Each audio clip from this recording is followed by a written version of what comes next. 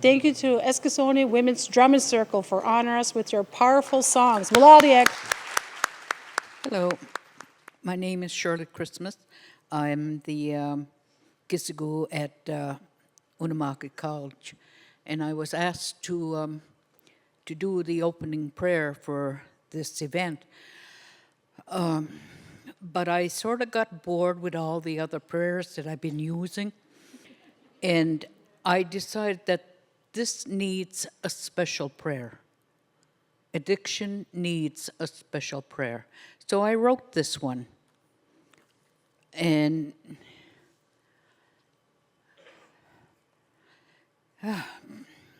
I named it Gracious Creator, because that's who I was speaking to when I wrote this. Gracious Creator, I ask that you can open our eyes to those who are struggling with today's addictions of alcohol, drugs, pills, and other paraphernalias running rapid on the streets of our communities, causing havoc to those afflicted by the evilness of this sickness. Gracious Creator, from the whispering of your voice, open our ears so we can hear the silent tears of those who cry out for help. Help us to understand their pain, grief, and suffering of the demons they battle each day. Gracious Creator, strengthen our hearts to be wholly compassionate towards those who seek the help that they so desperately search for in the darkness of addiction. Gracious Creator, grant us the light of your love to guide those who feel alone and alienated from the world. Allow us to embrace these beautiful souls today and every day in your good name. Wilaliak Kisuk. Amen. And now I'd like to introduce Dr. Gabor Maté. Dr. Gabor Maté is a retired physician who, after 20 years of family practice and palliative care experience, worked for over a decade in Vancouver's downtown east side with patients challenged by drug addiction and mental illness. The best-selling author of 5 books published in 43 languages. That's really impressive, including the award-winning In the Realm of Hungry Ghosts, Close Encounters with Addiction. Gabor is an internationally renowned speaker, highly sought after for his experience on addiction, trauma, childhood development, and the relationship of stress and illness. His latest book, The Myth of Normal, Trauma, Illness, and Healing in Toxic Culture, remains a Canadian bestseller and was a 19-week New York Times bestseller. Dr. Maté, before you begin, please let us know when you're ready to take questions from the audience. And now I give the floor over to Dr. Gabor Maté.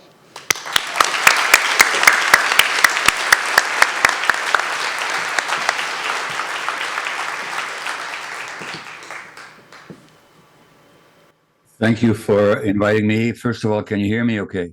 Yes? Good, thank you.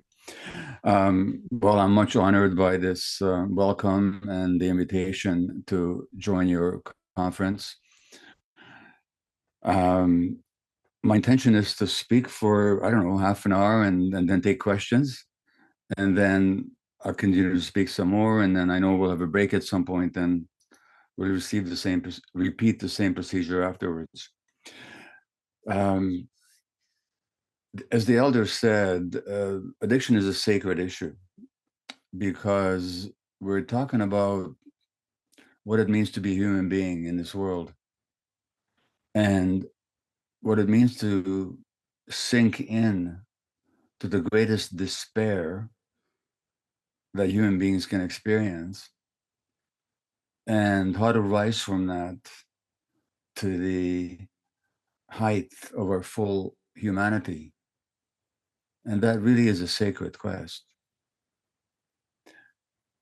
in that quest, we can learn a lot from addiction. I don't recommend addiction or any other kind of ailment as a way of learning, but once we experience it, there are powerful teachings to be derived. And I'm sure that our friend, I think it was Ryan, congratulations, by the way, on your years of abstinence. I'm sure that retrospectively you'll say you learned a lot in that process. So what I'll be giving you is what I've learned about addiction and from addiction. So as a physician, but as a human being, I've experienced addictions both professionally and personally. I've never had a substance addiction, but you'll hear from me, addictions go way beyond simple substances, although of course, substance addictions, particularly alcohol, opiates, stimulants, they can be very devastating and they threaten health, and too often they take lives as well. So let's just dispense, first of all, with some myths around addiction, things that people believe but really don't correspond to reality. Now, the first myth, and this is the broadest and the most socially held belief, is that addictions are some kind of a choice, that addictions are some bad choice that people make. It's a representation of weakness of will, bad character, poor decision making, lack of willpower. That is some kind of a choice on the part of the individual. And therefore, how should we approach it? Well, we approach it by punishing or despising, ostracizing the addict. You see, you're making this choice, it's your fault, you deserve to be viewed with contempt and to be treated punitively. And that's fundamentally the belief that many politicians have of addictions.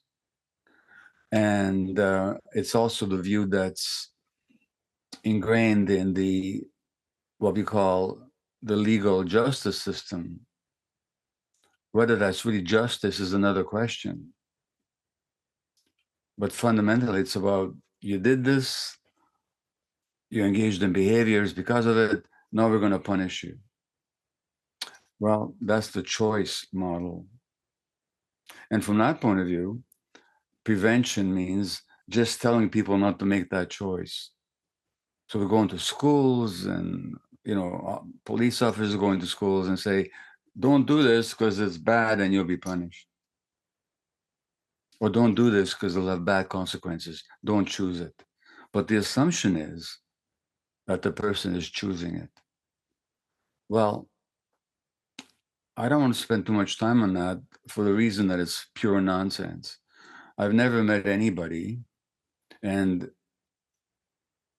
just ask yourselves in this audience, what morning did you wake up and decide to become an addict? Was it Saturday in October, or was it a Monday in January? When you woke up and said, hey, my decision is to become an addict. I mean, it's not even worth talking about. And I've treated many addicts over the years. I've been one myself in some ways. There was no time that I decided this is what I'm going to do. So choice is not the issue. Choice becomes the issue when it comes to treatment. Because what we want is to offer people the power of choice not to stay that way. But that does not signify that they decided to be that way in the first place. So what we want ultimately, as a result of treatment, is genuine freedom of choice. And the question is, how do we help people get there?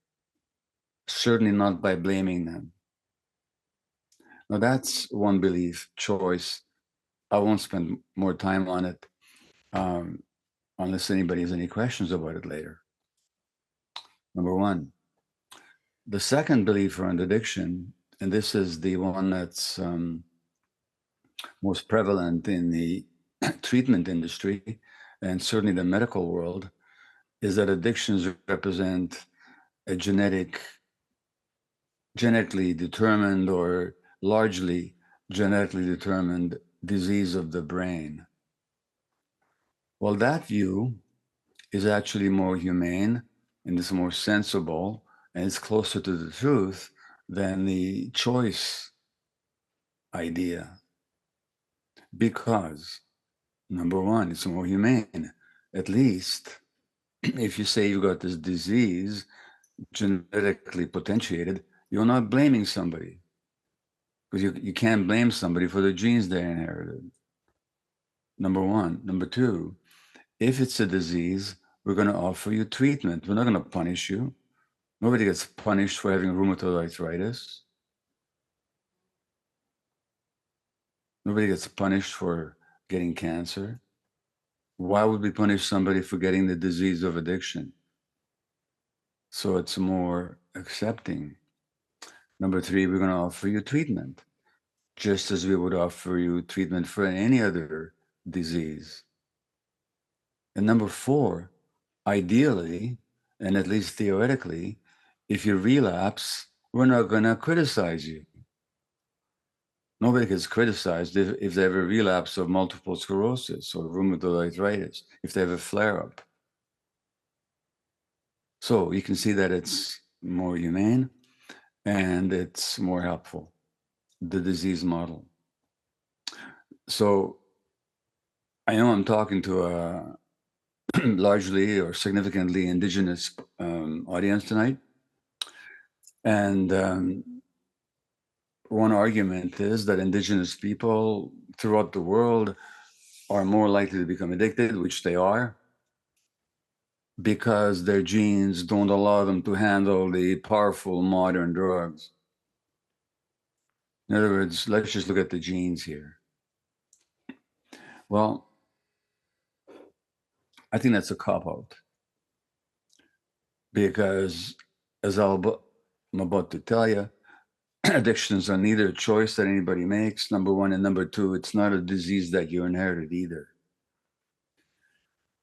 And you might think, well, what are you talking about?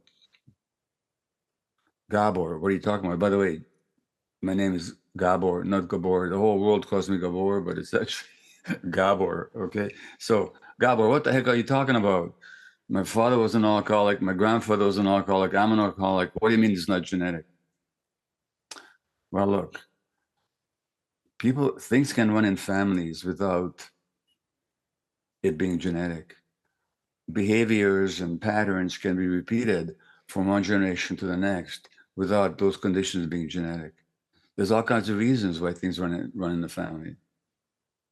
I mean, if your grandfather was a fisherman and your father was a fisherman and you're a fisherman, does that prove that being a fisherman is a genetic condition? Obviously not. It's the same with addiction. So something is passed on clearly from generation to the next, but that doesn't mean that it's genetic.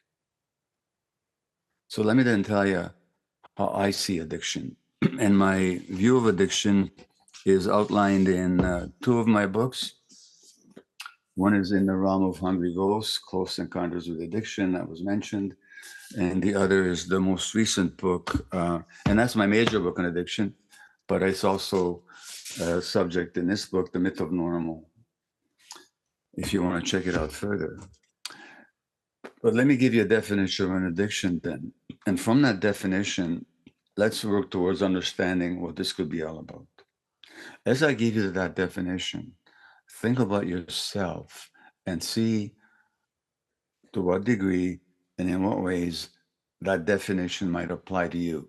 And I don't believe there's anything controversial or strange about my definition, but I think it's just common sense. So an addiction is manifested, it involves the whole brain and body, but it's manifested in any behavior in which a person finds temporary pleasure or relief and therefore craves, but then suffers negative consequences as a result of, and does not or cannot give up despite the harm. So those are the three features: craving, relief, pleasure, that's the first one, in the short term, harm in the long term, and three, inability to give it up despite the harm. Those are the features of addiction. Now, what you'll notice is that I said nothing about drugs. I said nothing about substances. I said any behavior. Now, obviously, it could and often does focus on substances, crystal meth, stimulants like crystal meth, cocaine, caffeine, nicotine, or opiates like heroin, fentanyl, Dilaudid, OxyContin, oxycodone, and so on, or sniffing glue, or alcohol. Did I mention cocaine as a stimulant? So it could often focus on on substances, and those certainly are the most devastating forms of addiction, but it could also be directed towards eating, shopping, gambling, gaming, the internet, cell phones, sexual acting out, pornography, extreme sports, even work, self-cutting, bulimia. I could go on. If there's temporary pleasure relief and craving, if it causes harm, if you can't give it up, you've got an addiction. Now, usually when I give this talk, and I ask an audience, if according to that definition, have you ever had an addiction in your life? In a room of 1,000 people, 999 will put their hand up. And so would I put my hand up. But then comes the next question. And the next question I ask is, not what was wrong with the addiction, because you already know that, but what was right about it? What did it give you in the short term that you wanted and that gave you some satisfaction? So I just wonder if somebody here will cooperate in a bit of an exercise with me. So those of you that are on stage and you have access to the mic, if I can ask any one of you, if you're willing to do this, don't feel pressured to do so, but it would just be interesting demonstration. If you would recognize that sometime or another you've had an addiction, and I don't care what it was to, substances or behaviors, would you just stand up and tell me in front of the mic what you got from it in the short term that you liked? Anybody on stage willing to do that? And in your case, it was alcohol, was it? It was alcohol and cocaine, and it was a sense of numbness from the hurt, I guess, and abandonment, and just those other emotions that I was feeling. So just a sense of numbness, but also not wanting to hurt others as well. So just kind of like self-harm, but numbness. So thank you. Just stay with the mic for a minute, just would you? It is Ryan, isn't it? Yes. Thank you. Thanks for doing that. So, a sense of numbness from the pain that you felt. Now, when you're in pain, is it a good thing to feel numb, or is it not a good thing to feel numb? I think it was just kind of like a temporary fix. It was never going to stop, but it was... No, I understand that. But when you go to the dentist and they're going to drill a root canal, is it a good thing to be numbed or not? Yes. Okay, in other words, thank you. That was my question. Thanks for offering the answer. In other words, the addiction wasn't your problem.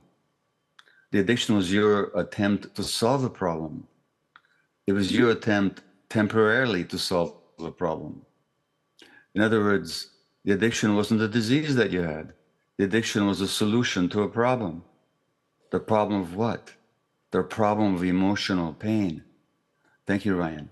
And Thank you. so, yeah, what I'm saying is, and here's my mantra on addiction. And if you remember nothing else from this talk except this, just remember this.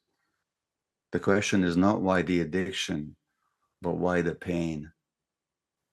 Because the addictions, all addictions, whether they are to self-cutting or to bulimia or to drugs or anything else, they're attempts to escape emotional pain.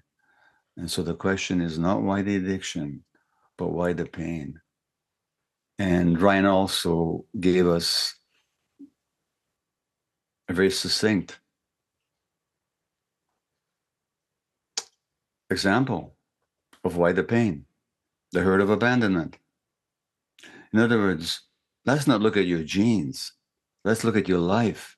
What happened to you? And what I'm saying is that what happens to people is that they experience painful events. Those painful events have huge impact, as I'll be telling you, on the personality, on the degree of pain that you have in your soul, in your psyche, and in your body. And they also affect how your nervous system and your brain develops. So again, the question always is not why the addiction, but why the pain? And that means we have to look at what happened to people.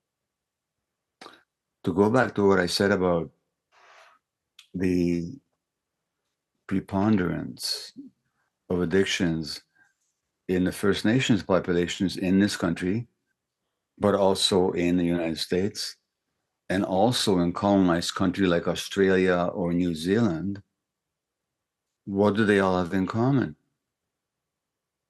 What they have all in common is tremendous historical trauma. So none of these populations had addictions prior to colonization. So something happened. And I will come back to it later, but I don't think I have to say too much to this audience about what actually happened, both on the social and communal level, and also on the individual level. So the first thing to realize is it's not your fault. It's not anybody's fault that they become addicted. Something happened to them. Now let's look at what happened to them. Now, I worked for 12 years, and I know you were warned, or at least you were given this understanding that there's no emergency emotional relief here. There's no people that you can just come and talk to here. So I will be saying things that are emotionally painful for many of you. And if you find that what I'm saying is too much for you, just take a break, go for a walk. Or if you're at home watching this on the internet, just shut the sound off. Take care of yourself. Because what I may be saying to you may trigger some pain for you.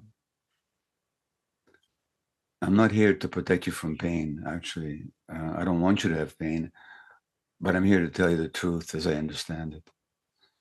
And the truth is often painful, but we can always learn from it. So for 12 years, I worked in Vancouver's downtown east side. Now, as many of you know, the downtown east side of Vancouver is North America's most concentrated area of drug use. We have more people using drugs of all kinds in a few square block radius than anywhere else in North America.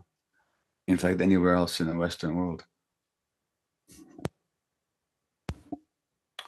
And I also don't have to tell you that a significant percentage of my clients were First Nations people. So First Nations people make up, I don't know, 5, 6, 7% of the Canadian population, probably 5 and 6%, but they make up a much larger percent of the addicted population and of the jail population. In this country, 50% of the women in jails are Indigenous. There's 6% of the Indigenous female population, 50% of the jail population. Indigenous men make up 30% of the male jail population.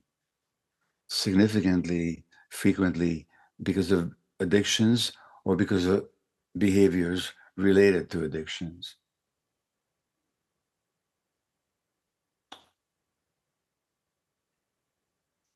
And that's not the only statistic I can give you. And these statistics don't just have to do with addictions. They have to do with every kind of affliction. So if you look at the diagnosis of rheumatoid arthritis, an Indigenous woman has 6 times the rate of rheumatoid arthritis than a non-Indigenous male. 6 times. And this in a population that never used to have rheumatoid arthritis prior to colonization, as best we can tell. So there's something going on here. And what is that something has a lot to do with also what causes addictions. And in a word, what I'm talking about is trauma. So trauma is the biggest driver of addiction. So let me talk to you about trauma for a little while, and then I will stop and take questions, and then we'll continue. So what is trauma? This is a word that is used increasingly frequently these days, which I think is a good thing, although sometimes it's not used accurately, which is not a good thing. So there are 2 misuses of the word addiction. One is when it's used inappropriately, but the biggest misuse is that it's not used. So that in the legal system, it's barely talked about. And the average lawyer, the average judge, the average prosecutor never hears the word addiction, never hears the word trauma in all their years of education, let alone are they trained to understand it. The average physician in their training barely hears the word. And they never get a whole course on it. And they certainly don't graduate with any understanding of it significantly. The average teacher, educator, even though they're dealing with so many traumatized kids in the classrooms whose behaviors show up in learning difficulties and acting out behavior problems, average teacher never gets a course in trauma. So that's the biggest misuse, that it's not used enough. Occasionally, it's used in an inappropriate way. Like people will say, for example, I organized a picnic and there was prepared this beautiful food and it was supposed to be sunny and then it poured and I was traumatized. Well, no, you weren't. You were just disappointed. Okay. So not everything that's stressful and painful and disappointing is traumatizing, but everything that's traumatizing is painful and stressful. So what then is trauma? And I'm giving you my definition of it, my understanding of it. So when I use it for the rest of this seminar, this is what I mean by it. You don't have to agree with it, but at least understand what I mean when I use that word. And then you can agree or disagree. But I take trauma at its root origin. And the root origin of the word comes from the Greek, And literally, it means a wound. So trauma is a wound. Obviously, physical trauma is when you break your leg. That's the trauma. And then you go see a trauma surgeon. People can also be wounded emotionally. So in this case, we're talking about emotional wounds that haven't healed. So we're talking about unhealed wounds. And yes, people can be wounded emotionally, and those wounds can stay in us for many, many decades without being healed.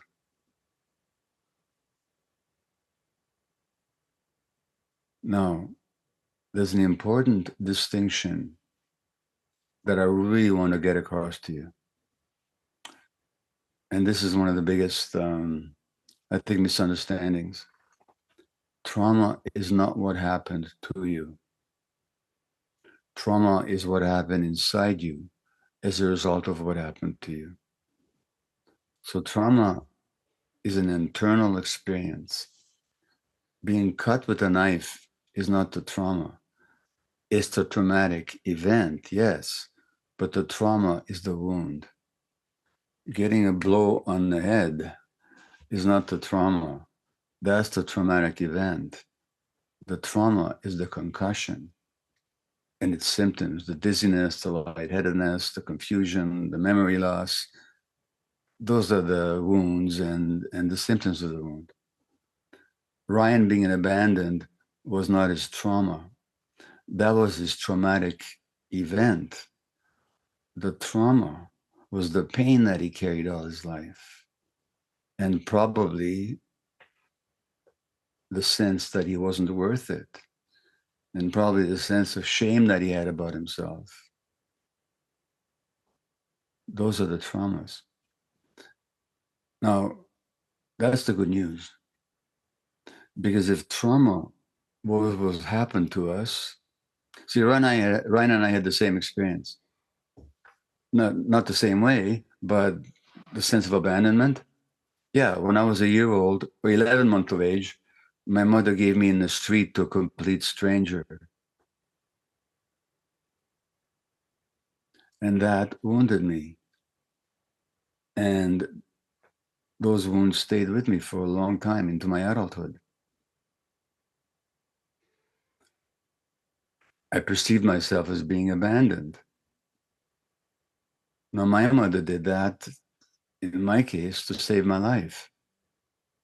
Under the circumstances that we lived under in wartime Hungary in December 1944, so almost 80 years ago now, when I was 11 months old, that's the only thing she could do to save my life.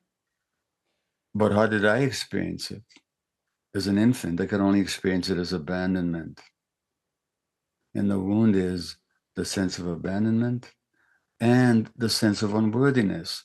Because who gets abandoned? Somebody who's not worth keeping.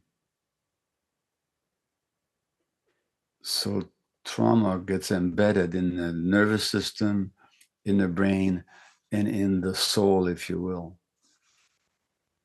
And it hurts. And it shows up later in all kinds of behaviors that I'll talk to you about further down the road. But again, that's the good news. Because if trauma was what happened to you, what happened to Ryan when he was a kid, what happened to me when I was 11 months of age, it's over. It's finished. There's nothing you can do about it. Because it happened. But if the trauma is the wound of unworthiness or shame or pain that he carries or I carry, that can be healed in the present. So we can't change the past, but we can heal the wounds that are in us in the present. And that's the whole point of this talk. And just to bring this part to conclusion, what I'm saying to you is that addictions represent the response to a wound and to the pain of that wound, which ultimately means that in healing addictions, we need to pay attention not just to the stopping of self-harming behaviors. For sure, that's important if we can, but also to the healing of the wound. I have a lot more to say to you about trauma and addictions, but let's take a break now. And if there's any questions, I'll take them now. But here's my request, as much as possible. Direct your questions at any doubt or any confusion or any unclarity about what I've said so far, not about what I haven't said yet, because there's a lot that I've yet to tell you. So, are there questions from anyone on what I've said until this point? If you want to, otherwise I can keep yakking. Gabor. Hi. Hi. My name is Marius.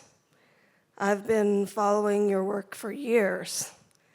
And it's no understatement to say that I have your many videos and books that I've read to thank you for saving my life, quite literally.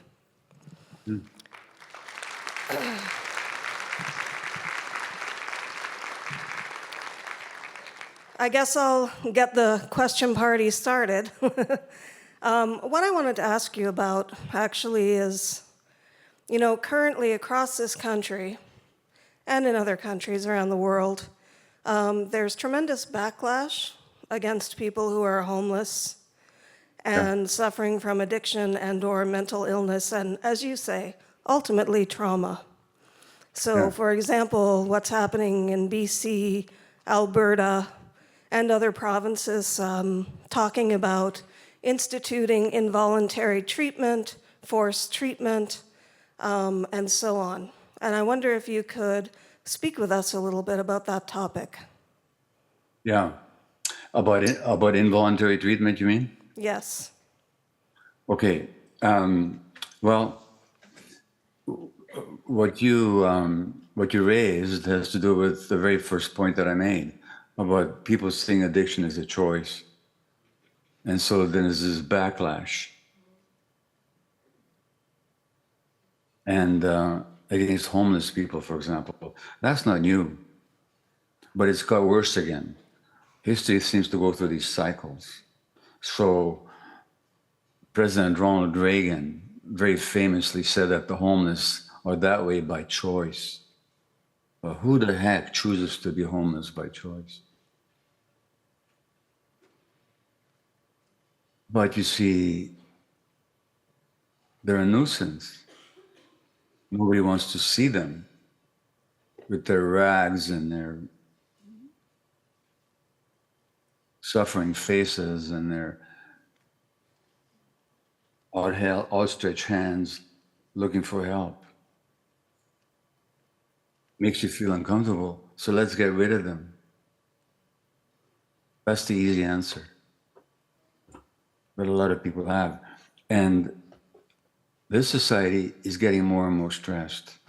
And people are more and more stressed and anxious. So the stress level is going up. The politicians really know how to exploit that.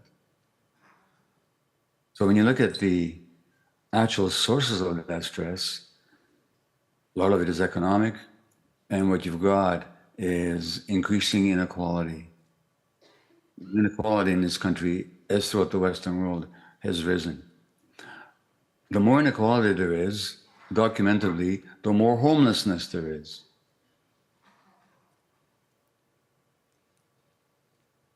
And rather than looking at the root sources of what's happening in this country, let's just blame the victims. That's a lot easier. And the politicians know how to do that. Let's be tough on crime. What does that mean? It means let's be tough on the people who are the most vulnerable and who've suffered the most. And it gives people a sense of superiority. Now we can feel superior to these people. We're not like that. So when you looked at my definition of addiction, if anybody's honest with themselves, they'll recognize that they too have had an addiction in their lives. maybe not as severe as those of the street dwelling, drug addicted individual. And it's so much easier to look on somebody else and say, you got this problem, I don't. So the backlash that you describe, which is very real and I think tragic, and it's going to create a lot more suffering, is a function of a society in stress and politicians who are adept at exploiting that, especially in the absence of trauma education that I've talked about. Now, as far as enforced treatment is concerned, I've seen, it's possible that sometimes if we force somebody into treatment, they might do okay, but I see no evidence of it overall. And if anything, the studies show that the more you coerce people, the more resistant they're going to be. So it's not a way to solve a problem. It's just a way to get people off the public square and to isolate them. That's all it is. Nobody can argue that they've seen studies that coerced treatment does any good. And they've tried it all over the place in other countries. Not much promise in that particular pathway. And not only that, it just tramples on human dignity. How about, well, I'll talk more about treatment later, but how about instead of being punitive and coercive, we try being compassionate and informed? So thanks. I'll take the next question if there's one. Thank you very much, Gabor.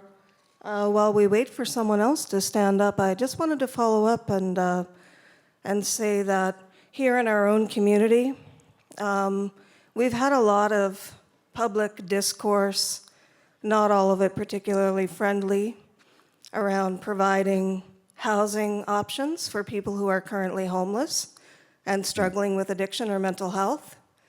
And I guess it's more of a comment, really. I'd just like to say that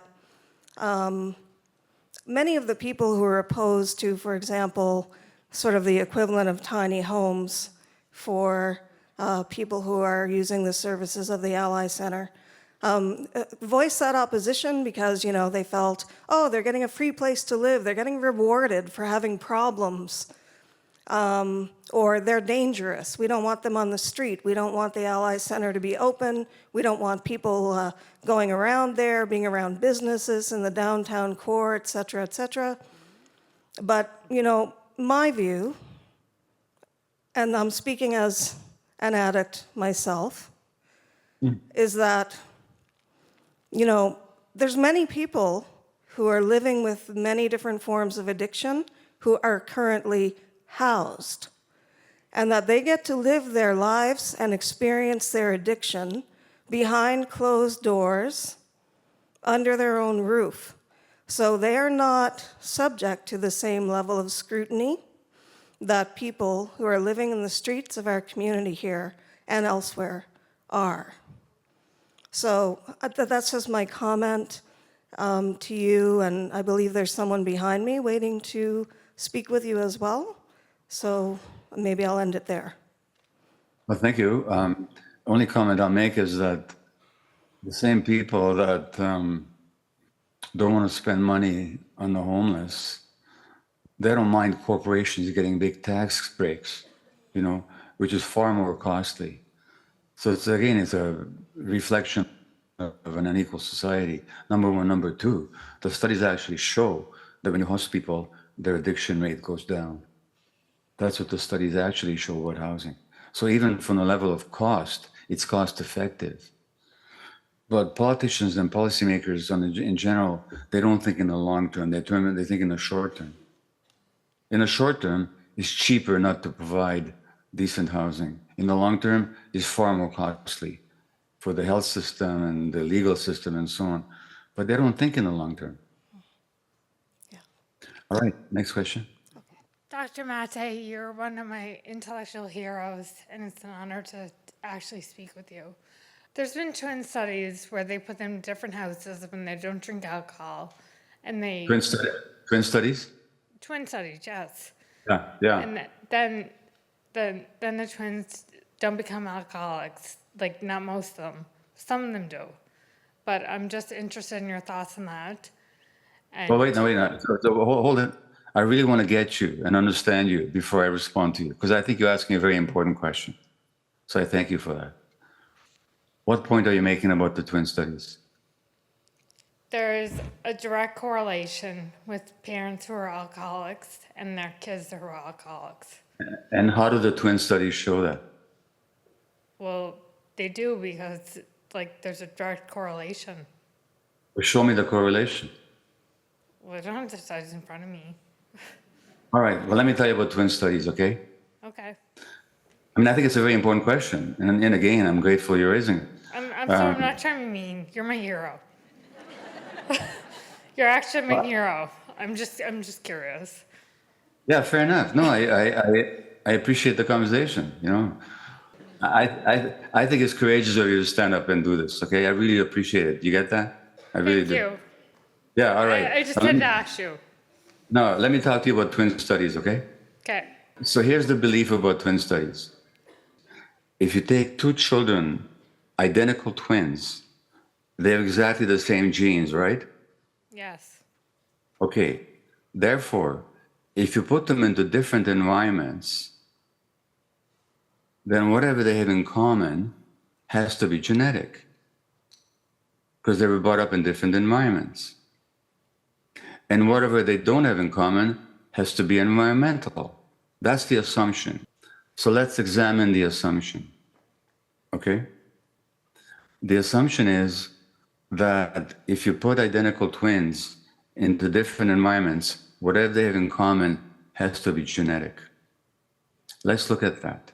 First of all, I'll be talking to you about brain development in a little while. Now, here's the news about brain development. It's a false assumption because they spend 9 months in the same uterus. Okay? So, we know, and I'll be talking to you about brain development. I'll be quoting to you from a scientific article on brain development that brain development begins before birth, long time before birth. And so that for 9 months, those identical twins spend time in the same environment. That's the first point. The second point is, what kind of environment? A stressed environment. Why? Because any woman that's going to have to give up a baby for adoption is a stressed woman. She's a single mom. She's an addicted mom. She's an abused mom. She's a poor mom. She's an unsupported teenage mom. And that means for 9 months, the hormones of stress of the woman go through the placenta to the baby. And both of these twins are getting the same stress hormones, cortisol and adrenaline, in high quantities. And those stress hormones affect the physiology of the brain. And they're both getting that. So that's the second point. The third point is that at birth, they both experience the same trauma, the same traumatic event, I should say, which is abandonment. Because what does the baby's need for any mammal, whether it's a puppy or a cat or a whale or a wolf or a human being, is that right at birth, the mother takes them and feeds them from her own body. And the baby that's for 9 months got used to the mother's heartbeat and body rhythms and voice continues to be held by that same mother. At birth, both those twins, separated from the birth mother, experience abandonment. That's the third point. The fourth point is that adoptive parents, and if you look at adopted people, they have a deep sense of rejection and abandonment. Because I'll be talking to you about memory later, And even though they don't recollect being separated from the birth mother, just like I don't recollect my mother giving me to a stranger, there's a body memory of abandonment. Pain. And then the fourth point is that adoptive parents, as loving as they may be, and as well-intentioned as they may be, it takes them a while to really get to know the baby and to connect with the baby. So it's not true that identical twins put into different environments didn't have the same environment. In significant ways, they did. So it doesn't mean that what they have in common has to be genetic. In fact, it's the action of the environment upon the genes, as I'll be telling you later when I'll be talking about brain development. So the twin studies are useless, is what I'm saying. Thank you, Dr. Maté.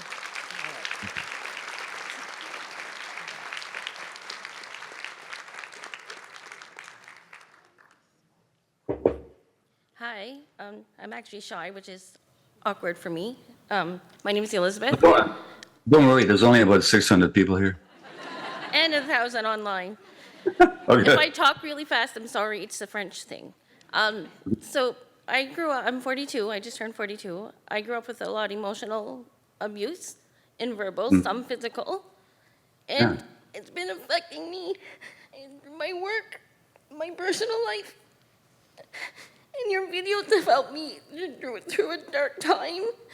And I just, now when I go in a room, whether it's work or, Hey, you know, stop a sec.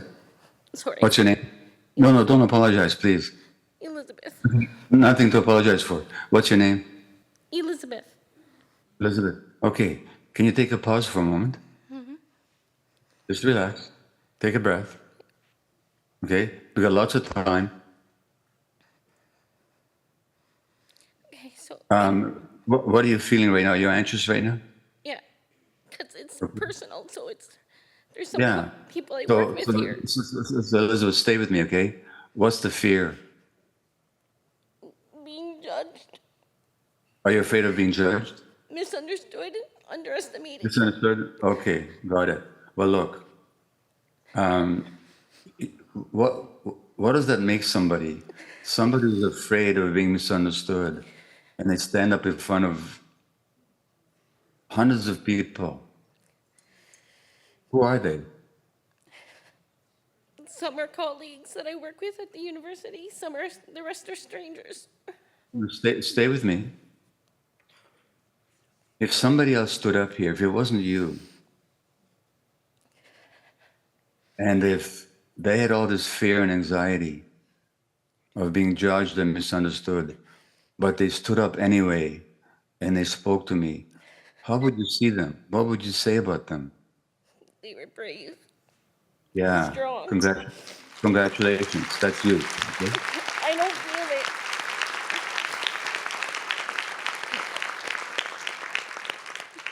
I don't feel it. Now listen. I promise you, I understand your fear of judgment, or fear of being misunderstood. I'll do my very best to understand you, okay? And believe me, so will everybody else in this room and online. We're all going to do.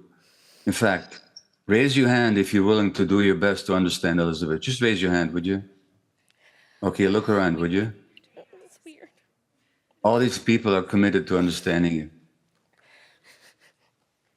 Okay, well, thank you. So carry on with your question now.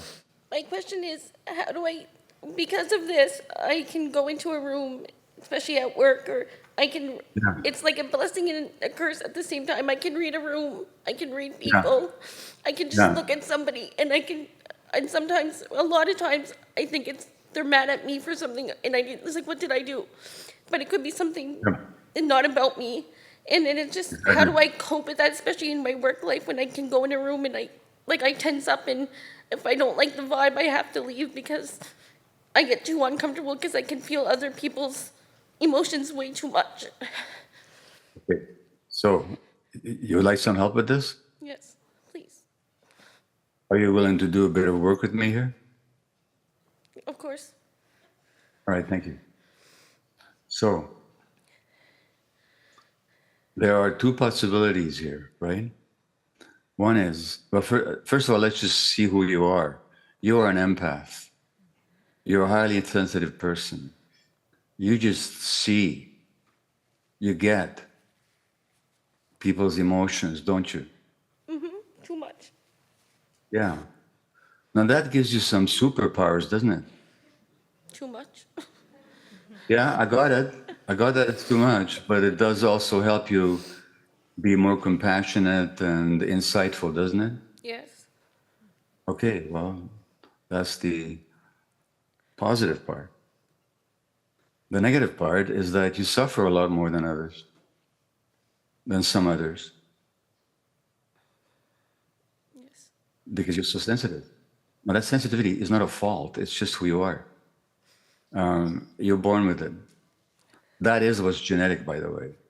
Not the addiction, not anything else, but the sensitivity. That's genetic. Thanks, Mom. Now, the sensitive person, they feel more. That's what it means to be sensitive. The word sensitive comes from the Latin word sensere, to feel. So sensitive people feel more. I may come to that later. And you've been like that all your life, haven't you? No, yeah, since I was like 4, since I can early remember. Yeah. Like 4. And I would also guess, tell me if this is true or not, that you may have been told many times, don't be so sensitive. Even now at 42. Yeah. Well, they may as well say, don't be so brown-eyed or so blue-eyed or so blonde or so brunette.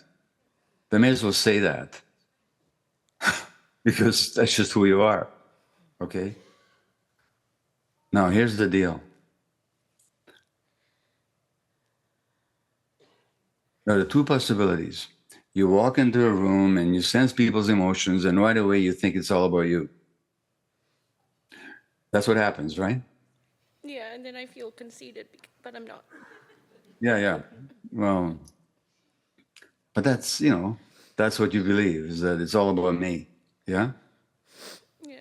So if they're angry or hurt or upset, it's because of me. What did I do wrong? Or if they're suffering, I must have done something wrong, right? Yes. That's what you believe. That's what the belief is. So the two possibilities here. One is you might be right. You walk into a room and people are hurt, upset, disgruntled, confused, and it's all your fault. That's a possibility. I don't know. Maybe you caused it. That's one possibility, right? That's the one you believe. There's another possibility. That how they feel has nothing to do with you. That's another possibility, right? Maybe it's got to do with something else, right? Yes. Yeah, no. And if that's the case, by the way, I'm going with the second possibility, not the first one. Okay. I don't actually think that whatever the people behind you are feeling right now is because of you. I think it's because of them, okay? But then why would you believe that? Because I think there was a time in your life where people around you suffered and they acted out and they said terrible things and you thought it was your fault. Accurate. And that's when you were 2 years old, 3 years old, 4 years old, right? Yes, I remember as far as 4. Very good. So let's say it's 4 years old. So there's a part of you that's still 4 years old. And it believes that it's all your fault. Because here's the thing about kids. They're narcissists. And by narcissists, I don't mean in a negative pathological sense. I just mean in the sense they think it's all about them. So when the adults around you are unhappy, addicted, dysfunctional, abusive, the child thinks that's because there's something wrong with me. That's what the children believe. And then you carry that belief all your life. So what happens for you is you walk into a room, you're very sensitive, you feel all the vibes around you, and then that 4-year-old part of you says, guess what, Elizabeth? It's still your fault. Do you get that? Yes. It's not happening in the present. So, I have a question for you. Do you happen to have kids, by the way? Not kids. I can't, but I have fur kids. My fur babies. Okay, that's fine. Well, if you did have a 4-year-old child, okay, who thought it was all their fault, what would you say to her? I wouldn't allow it. I wouldn't allow what happened to me happen to them, and I'd be very protective. I am What would you, what would you say to them? that you're beautiful and caring, and you that you have to believe in yourself and not let others talk you down. And you'd say to them, I'll take care of you. Right? Here's what I'm suggesting. That part of you that believes all those things is 4 years old. That's what they call the inner child. Talk to her. Tell her, hey, it's not your fault. You're beautiful. Everything you just said. Now, this is something people can get therapy with. And I'll talk to you guys about therapy later. But this belief that it's all about you, that's very typical. And it's one of the impacts of trauma. And after the break, I'll say more to you about trauma. But one of the impacts of trauma, not just on you, by the way, but on everybody, is that we develop a sense of shame about ourselves, like it's all our fault. Do you see that? Yes. So what you've got here is a perfectly normal trauma response. And what I'm saying is, you're normal. What happened to you is not normal. It shouldn't happen to a child. But your belief that it's all because of you, that's a perfectly normal response. That's just how kids function. All you got is a part of you that's still 4 years old and still believes what it believed then. Now, later on, I will tell you that even that belief that there's something wrong with you was an adaptation that actually helped you. That may seem weird right now, but I just don't want to overload you right now. So I'll explain later why I just said what I said. Okay. Thank you. Thank you. But, okay, don't go away. Oh, okay. You're not off the hook that easily, you know. Tell me how you're feeling right now. Nervous, like fluttery, because if you know me, they know I'm not really shy, but in crowds, I don't like public speaking. So, Yeah. I just want you to, but just check in with yourself right now. What's happening? what I've been saying, you helped clarify a lot of things. Well, I felt what you say about childhood trauma and how it affects adults. I've been watching your videos. It makes sense because I've been saying that for years. And people are like, oh, that was when you were 10, get over it. Like, it is what it is. Yeah. Like, you know, you're not 10 anymore. And so when you talk about it, and about the wound being opened and never healed, myself and as well as others are experiencing that. You only have one problem here, okay? Which is that you believe them. You know the truth and they don't. And you believe them. They don't know what they're talking about. Okay? You have to trust yourself on this one. Because you know in your guts and your heart that you're right. And people don't just get over it that easily. And I'm 81 years old in 6 weeks. And I haven't got over it yet. No. I've got over it a lot more than I used to get over it. You know, I wouldn't be as... You know what I say about myself? Elizabeth, I say, when I'll be 81, which is in January, I'm going to say to myself, thank God I'm not as young and stupid as I was when I was 80. Okay? Because the learning is lifelong. So it is possible to heal. In some ways, it may still show up sometimes for me, but not as often and not as strongly, and it doesn't dominate me the way like it used to. So just believe in yourself, okay? When people tell you stupid things, that's because they don't know any better. Okay. All right? Thank you. Thank you.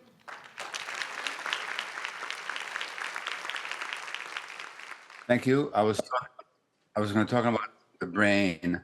The question about the twin studies brought up the issue about brain development. So I'm going to talk to you about addiction from 2 points of view.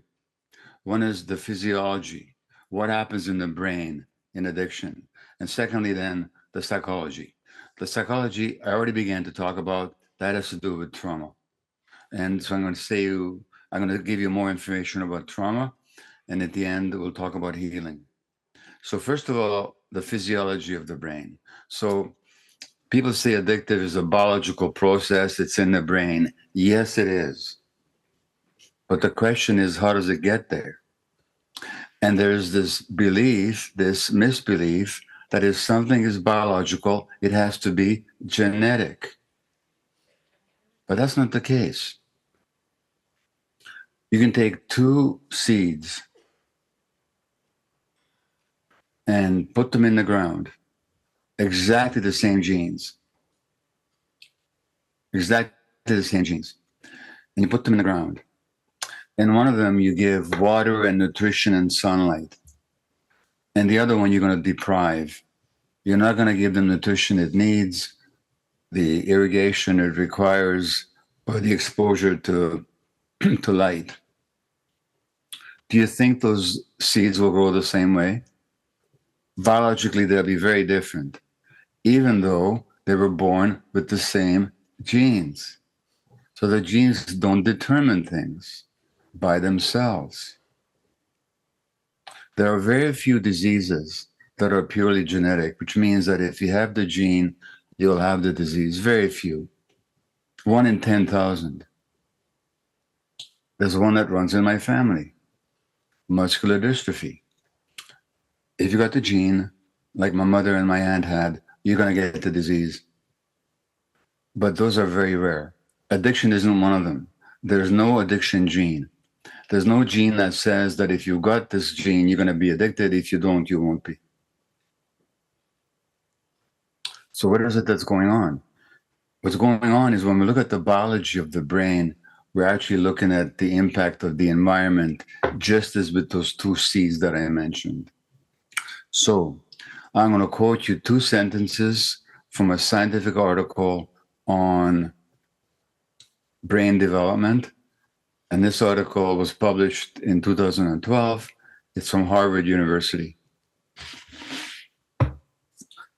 And I already mentioned some of this in my conversation about the twin studies.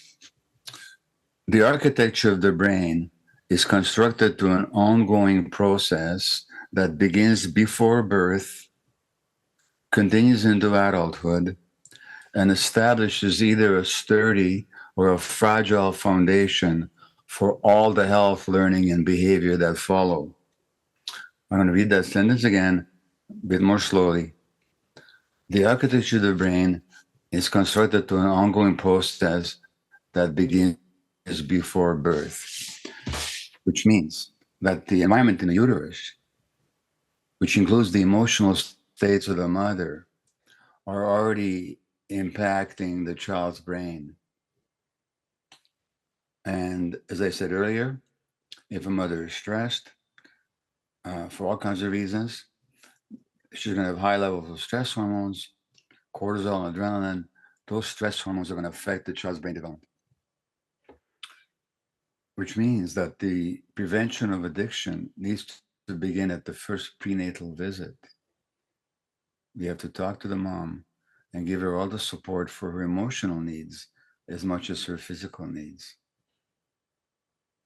So it begins before birth, continues into adulthood, which means that what happens in childhood affects the development of the brain.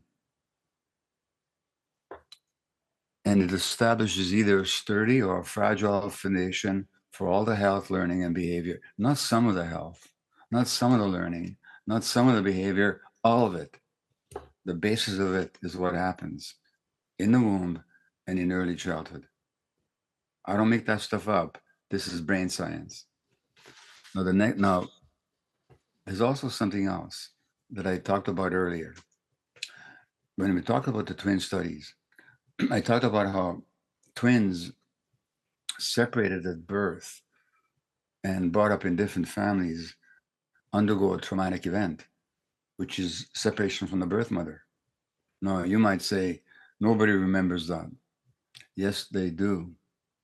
They don't recall it, but they remember it, because there's different kinds of memory.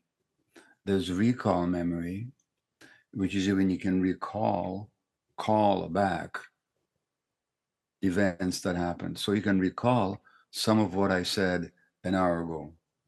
You can recall what you had for dinner last night. You can recall what happened on a certain day in school in grade 5. That's recall memory. That's one kind of memory. That's called explicit memory.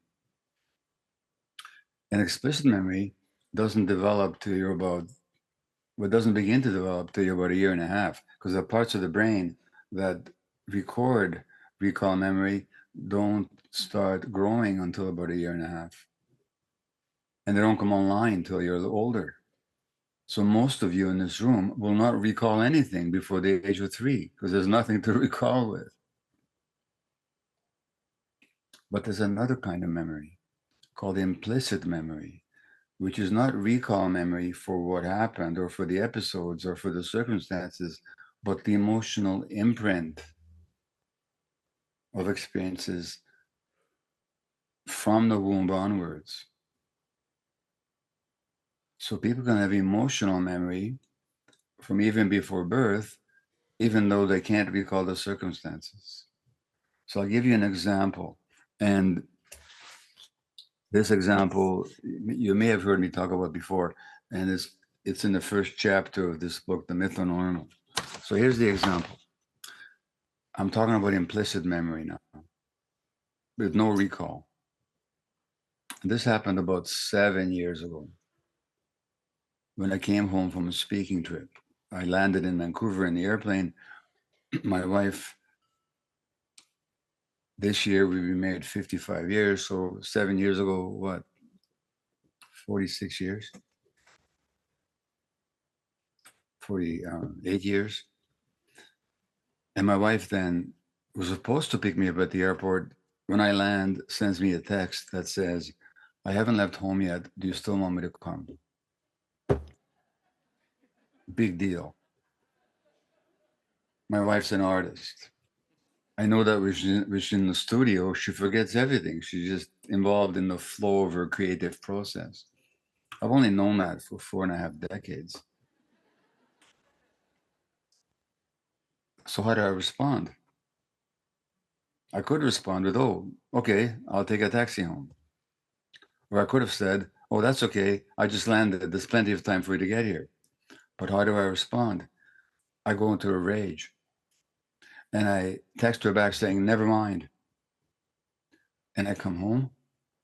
And when I get home, half an hour later, I don't even look at her. And for 24 hours, I'm completely unfriendly and withdrawn. This is me at the age of 73. Until she says, knock it off already. So I knocked it off. But what was going on? What was going on is that part of my brain is programmed with this sense of abandonment. Why? Because when I was 11 months old, as I said to you earlier, my mother gave me to a stranger to save my life. And I didn't see her for 6 weeks. And when I saw her again, I didn't even look at her. And that's what little kids do. When they're separated from the parent, they would, when they see the parent again, they won't even look at them. Why? It's an adaptation. It's a protective mechanism. The brain says, you were so hurt when you were abandoned that you'll never open yourself up again to that kind of pain. So you're not going to reconnect, you're going to withdraw. That's implicit memory. What happens in implicit memory, so Elizabeth walks into a room, and with her sensitivity and empathic capacity, she senses how people feel. At some point when she was 4 years old or 2 years old, she got the message that it's your fault. So her implicit memory then kicks in and says, oh, this is my fault. It's got nothing to do with the present. That's implicit memory. And one of the impacts of trauma is that the past keeps getting triggered. And we think we're responding to the present. I think I'm responding to my wife not picking me up. No, I'm not. I'm responding to not being held by my mother and kept by her when I was 11 months of age. That's implicit memory. And that's with us and that's one of the impacts of trauma. So healing trauma means getting into the present and learning to distinguish the past from the present.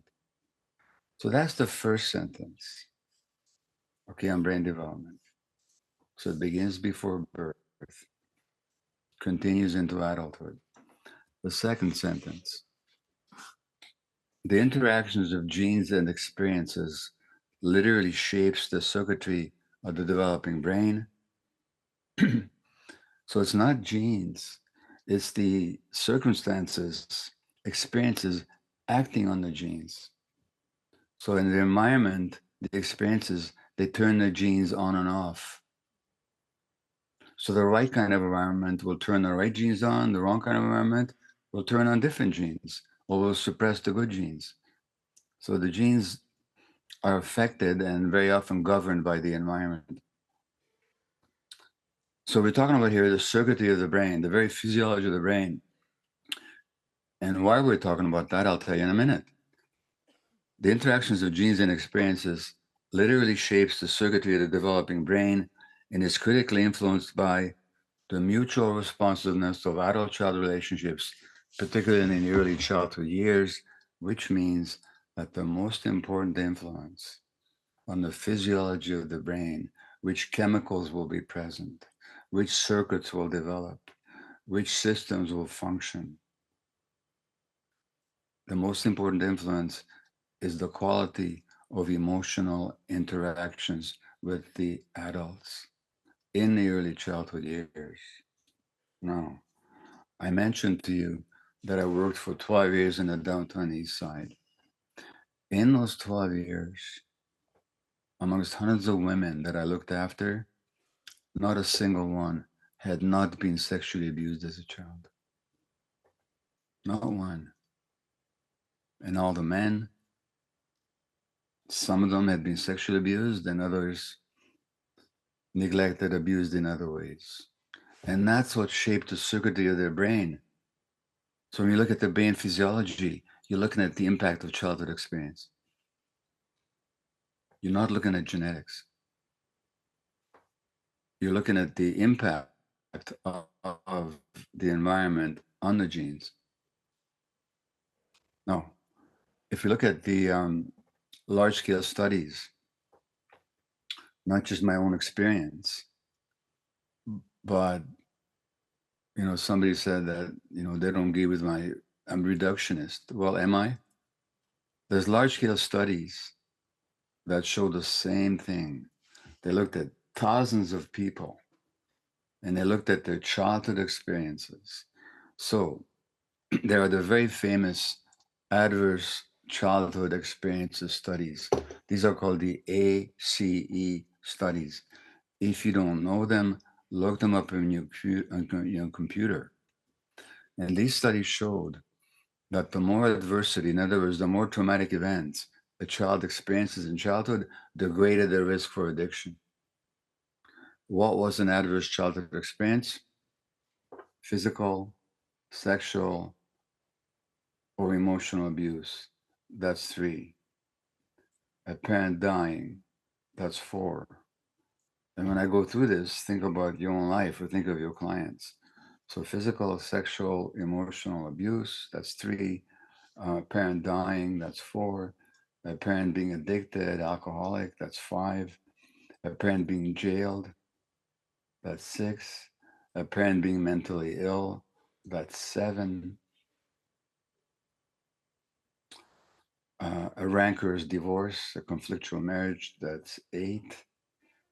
Neglect, that's 9. And violence in the family, that's 10. And the more of these you have, the greater the risk of addiction. The more of these you have, the greater the risk of autoimmune disease. The more of these you have, the greater the risk of mental health problems. By the time a male child hits 6 of these, their risk of being a substance using, injection dependent addict is 4,600% greater. So is this reductionist? No, it's just life. And to these 10 adverse childhood experiences, we can add 2 more, which also affect the brain, also affect the psyche: racism and poverty. That's 12. And you can go online and download your ACE score. Just Google the ACE score and give yourself a 1. Every time you check one of these, just give yourself a mark of 1. And the more of them you have, the greater your risk for addiction and all kinds of other problems. It's that simple. And why? For 2 reasons. One is the pain, the trauma that I've been talking about, obviously the increase, and it affects the physiology of your brain. So let's look at the brain in addiction. So remember I said, don't ask why the addiction, ask why the pain. Well, look, what's alcohol? It's a painkiller. When somebody drinks too much, they say, oh, he's feeling no pain. What's cocaine? It's a local anesthetic. It's a painkiller. What are the opiates?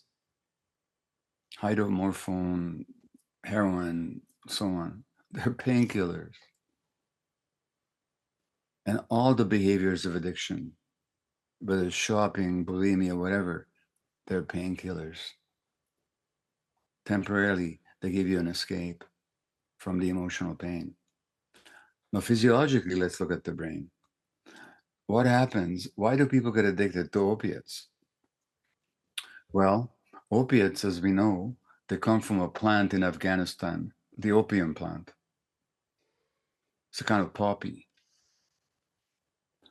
But why does a plant that comes from Afghanistan have such a powerful impact in your brain?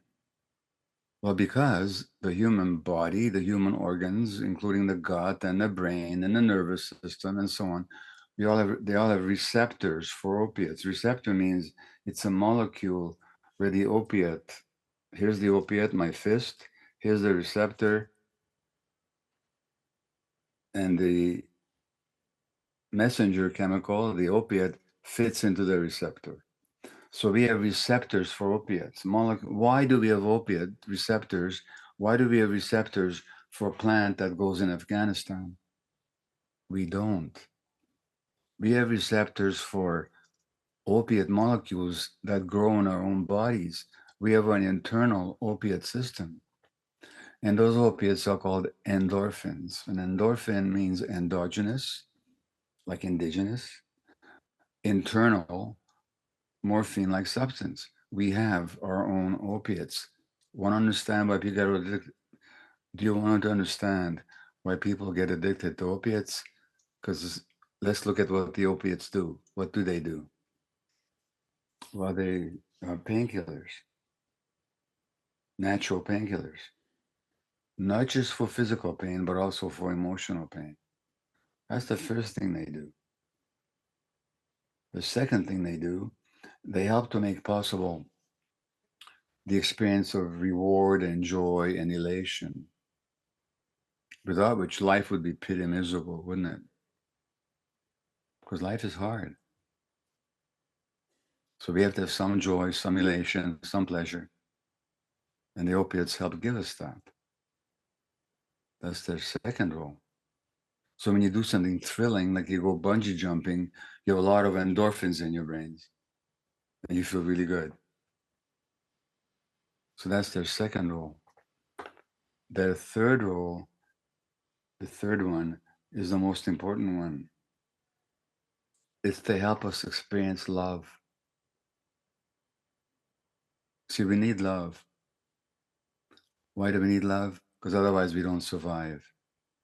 The human infant does not survive without being cared for. And so the opiates, the endorphins, make possible the connection between the parent and the child. Literally, they fall in love because of the endorphins. And now the infant can be cared for. If that wasn't there, infants wouldn't survive. So, what are the opiate addicts looking for? Pain relief, pleasure, and a sense of warmth from being loved. And that's exactly what they'll tell you the heroin gives them in the short term. And why are they lacking those chemicals? Because they're doing their period of brain development. Instead of being supported and loved, they were being hurt. So the brain doesn't develop the circuitry. And I could go on to explain the physiology of the other chemicals involved in brain development, like the dopamine circuitry. Dopamine makes you feel, it's another brain chemical without which life is not possible. Dopamine makes you feel alive and curious and adventurous. You explore novel objects, novel environments. Now think of the life of the people of this land. Where would they be without dopamine if they weren't curious about novel objects, novel environments, exploring the environment? Dopamine flows when you're seeking food.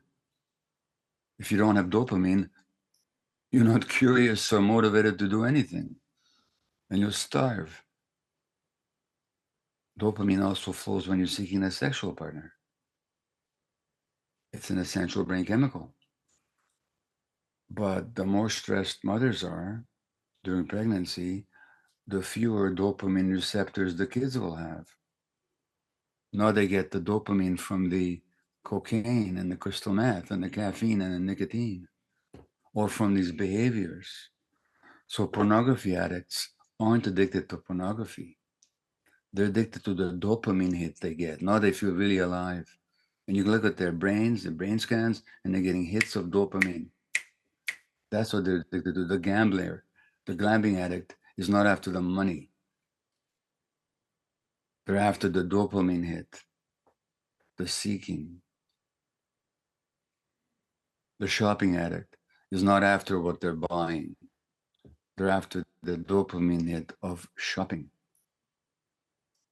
And these circuits don't develop without the proper environment. So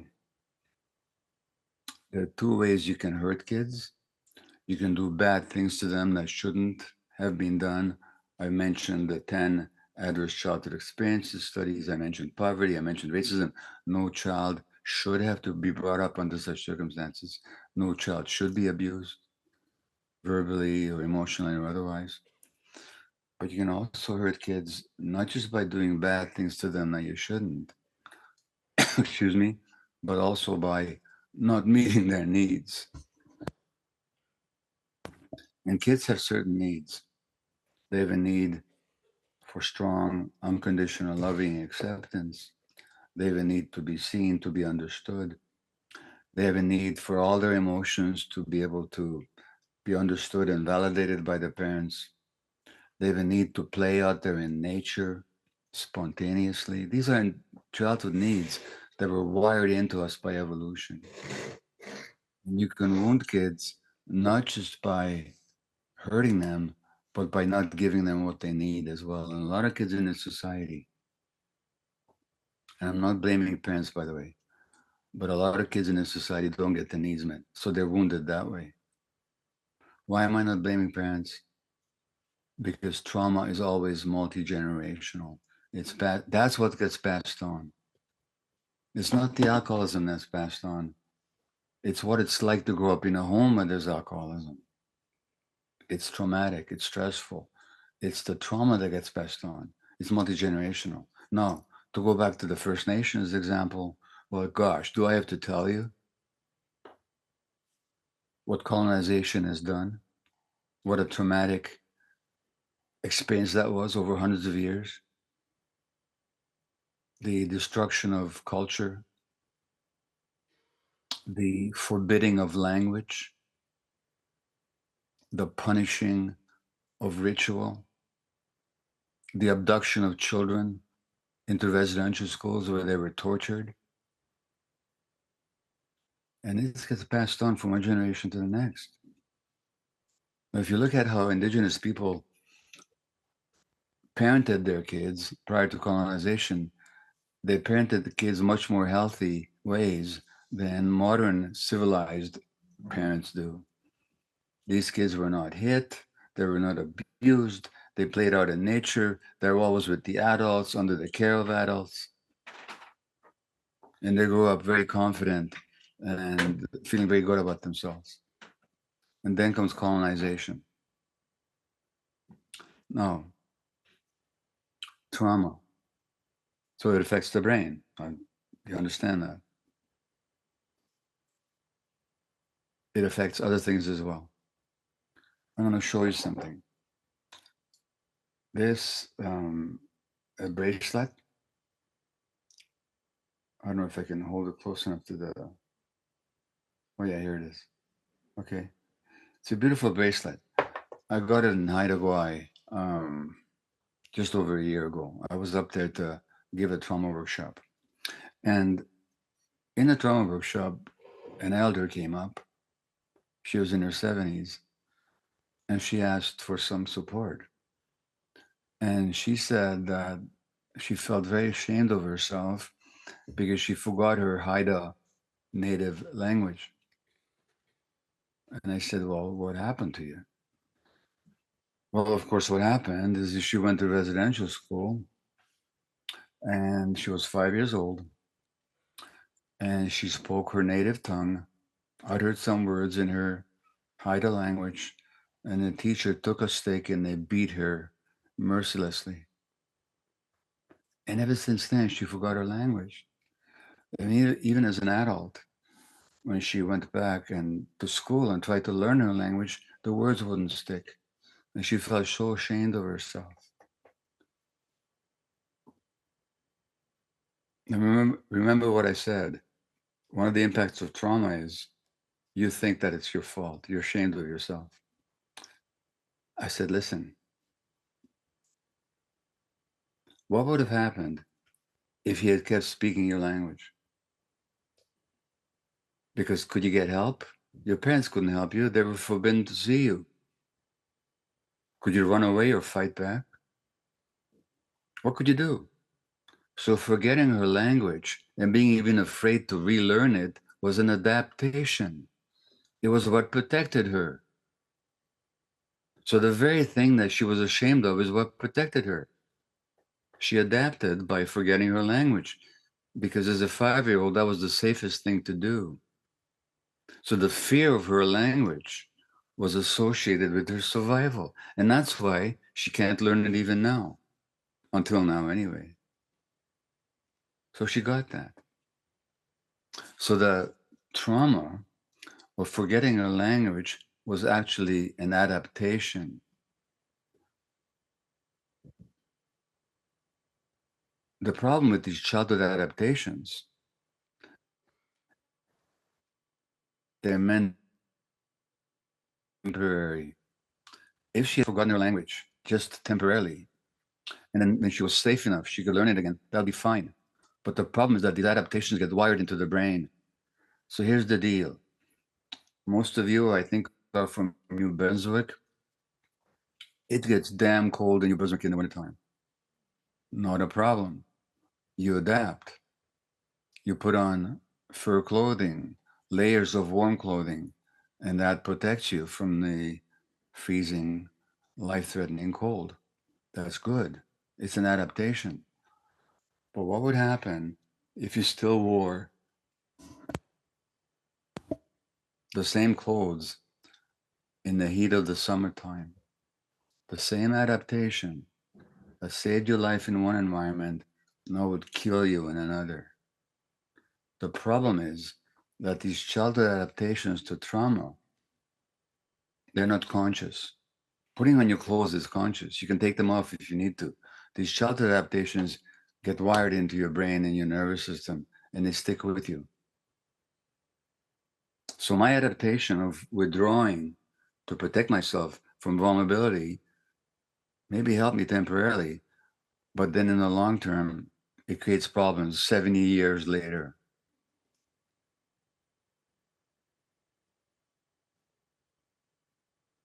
Elizabeth's adaptation of thinking that it's all her own fault helped her when she was a kid.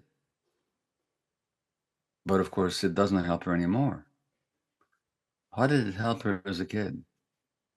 Well, as a child, you can believe two things. One is the adults are incompetent, they don't love me, they're dangerous, I'm on my own. That's one belief the child could have. The other belief the child could have is, oh, this is all my fault. It's my doing. And maybe if I work hard enough, I can fix it.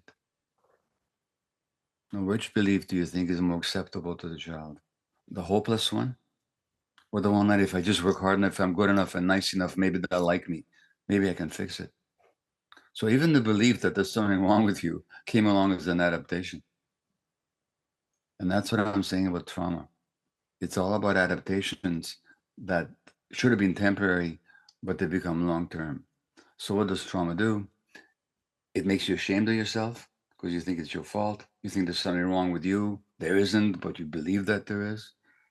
And then the world keeps telling you, yeah, you're right, it's all your fault. Trauma makes it hard for us to be in the present because we're continually triggered into the past. Trauma makes us want to run away from our pain, so we descend into addictions to soothe our pain. Trauma keeps us repeating patterns of behavior that don't serve us, but we don't know how to break out of them. And trauma is multi-generational. So we pass it on to our kids, not because we mean to, but just because we do. I passed on my trauma to my kids. I didn't mean to. I didn't know any better. And a lot of you, a lot of human beings in general, when they first have kids, they're still very young. They're still carrying lots of traumas. They don't know that.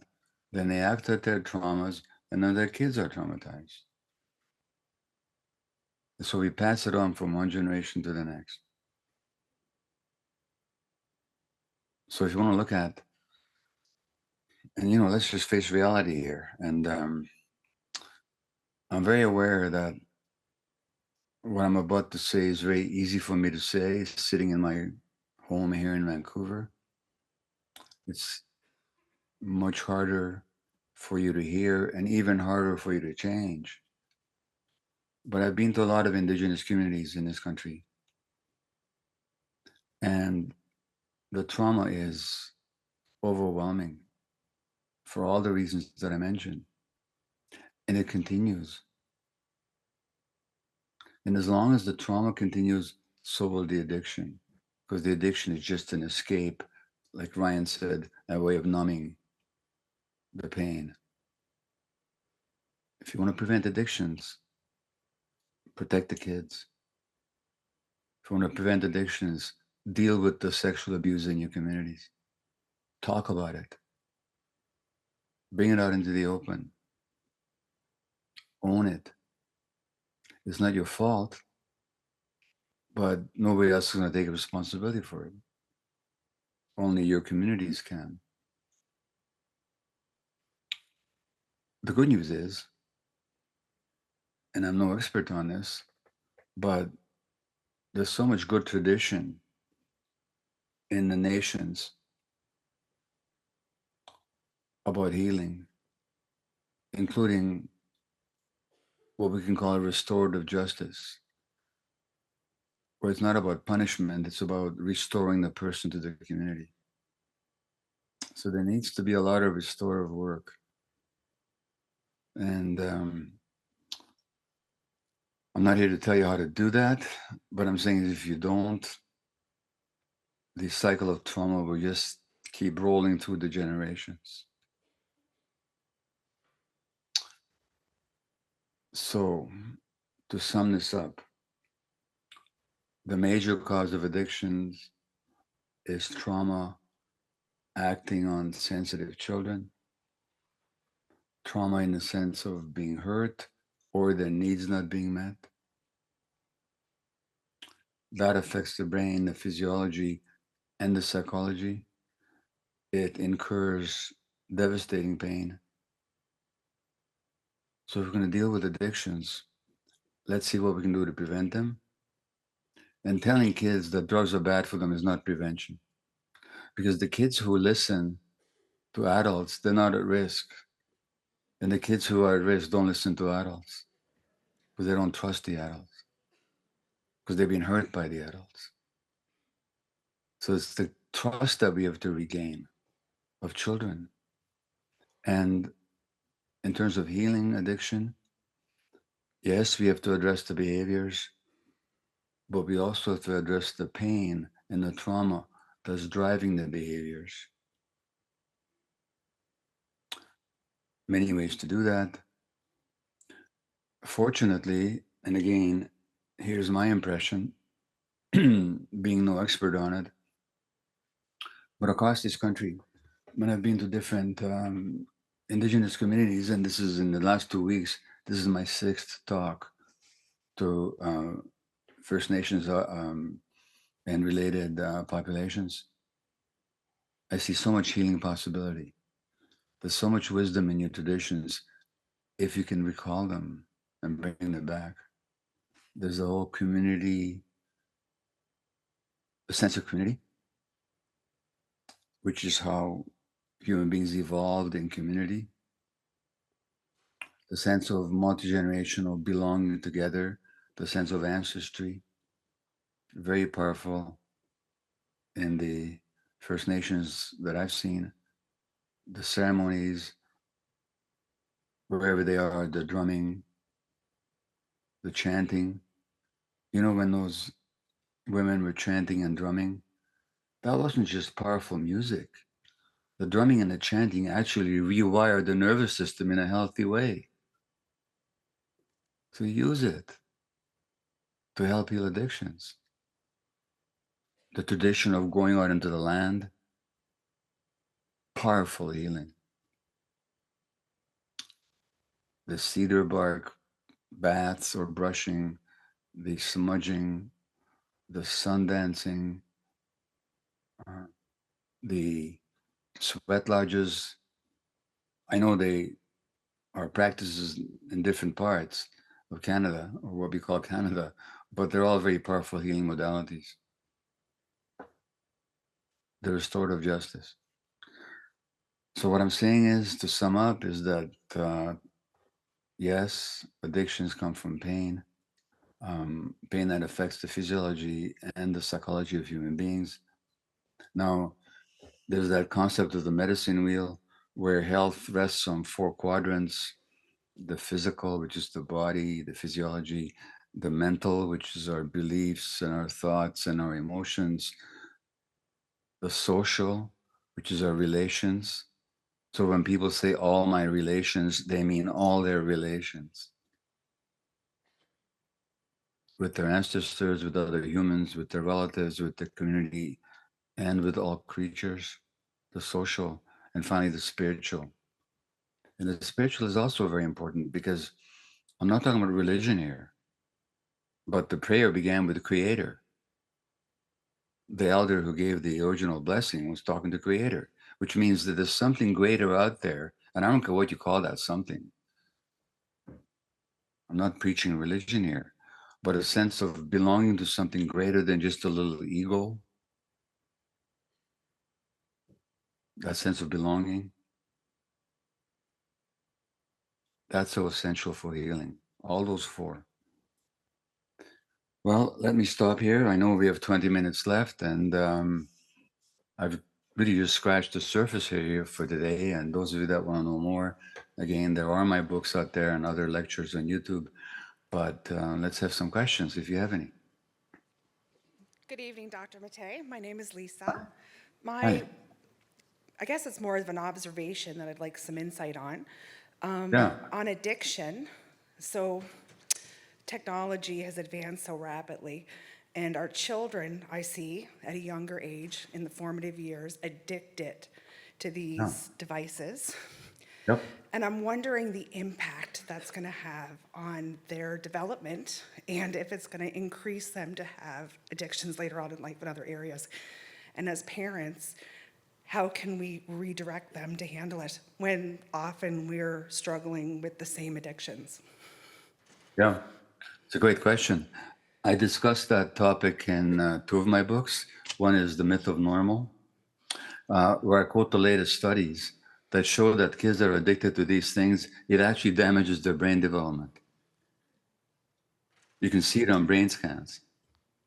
And these things are designed to be addictive. They're deliberately designed to be addictive. If I was a parent today raising young kids, I wouldn't let them near any device for many years. I'd keep it completely out of their hands. I'd keep screens completely away from them because they're highly addictive. And not only are they addictive, they fix the child in the peer world, because who do they contact on these devices? Their peers. And the parents totally lose their influence. And you try and take a 5-year-old. So when I see babies with iPads and cell phones, when I see parents on their cell phones when they're with their kids, my heart just weeps because I know what's happening to that kid's brain development. It's being damaged. So,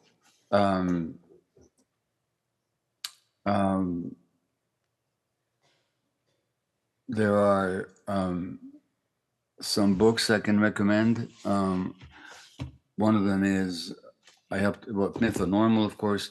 There's another book I helped to write. It's called Hold On to Your Kids, Why Parents Need to Matter More Than Peers.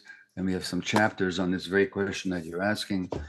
In The Myth of Normal, I quote two other writers. One of them is Mary Swingle. She wrote a book called I Minds, which is exactly what you're talking about. And there's another book by a psychiatrist that I quote. What you're raising is a huge issue. So first of all, don't let the kids near these things until they're much older. When kids are already addicted to them, it gets much harder. But here's what you need to do. First of all, don't blame them for it. It's not their fault. They're not the ones who created the addiction. Number one. Number two, you can't influence them unless they're looking to you for advice and guidance. And if you're a parent with a kid addicted to technology, you know this very well, that trying to get the kid to get off that technology is like trying to separate a drug addict from their heroin. You're going to get resistance and aggression. So what you have to do first is to build a relationship with the child where they're looking to you. So you got to spend time with them, not telling them what to do, but just enjoying them, being with them, rebuilding that relationship so that you can have an influence on them. Take them into the land. Leave the cell phones at home so that you can orient where to go and you're the one in charge, which is what you're meant to be. Parents are meant to be in charge. They're meant to know more, understand more, and have more wisdom. And that's how human beings evolved for millions of years, hundreds of thousands of years. And we've had recently is a complete turnaround and a kind of sabotage. So, A, prevent the problem, and B, if you got the problem, work on the relationship with the child, and it's going to take a long time.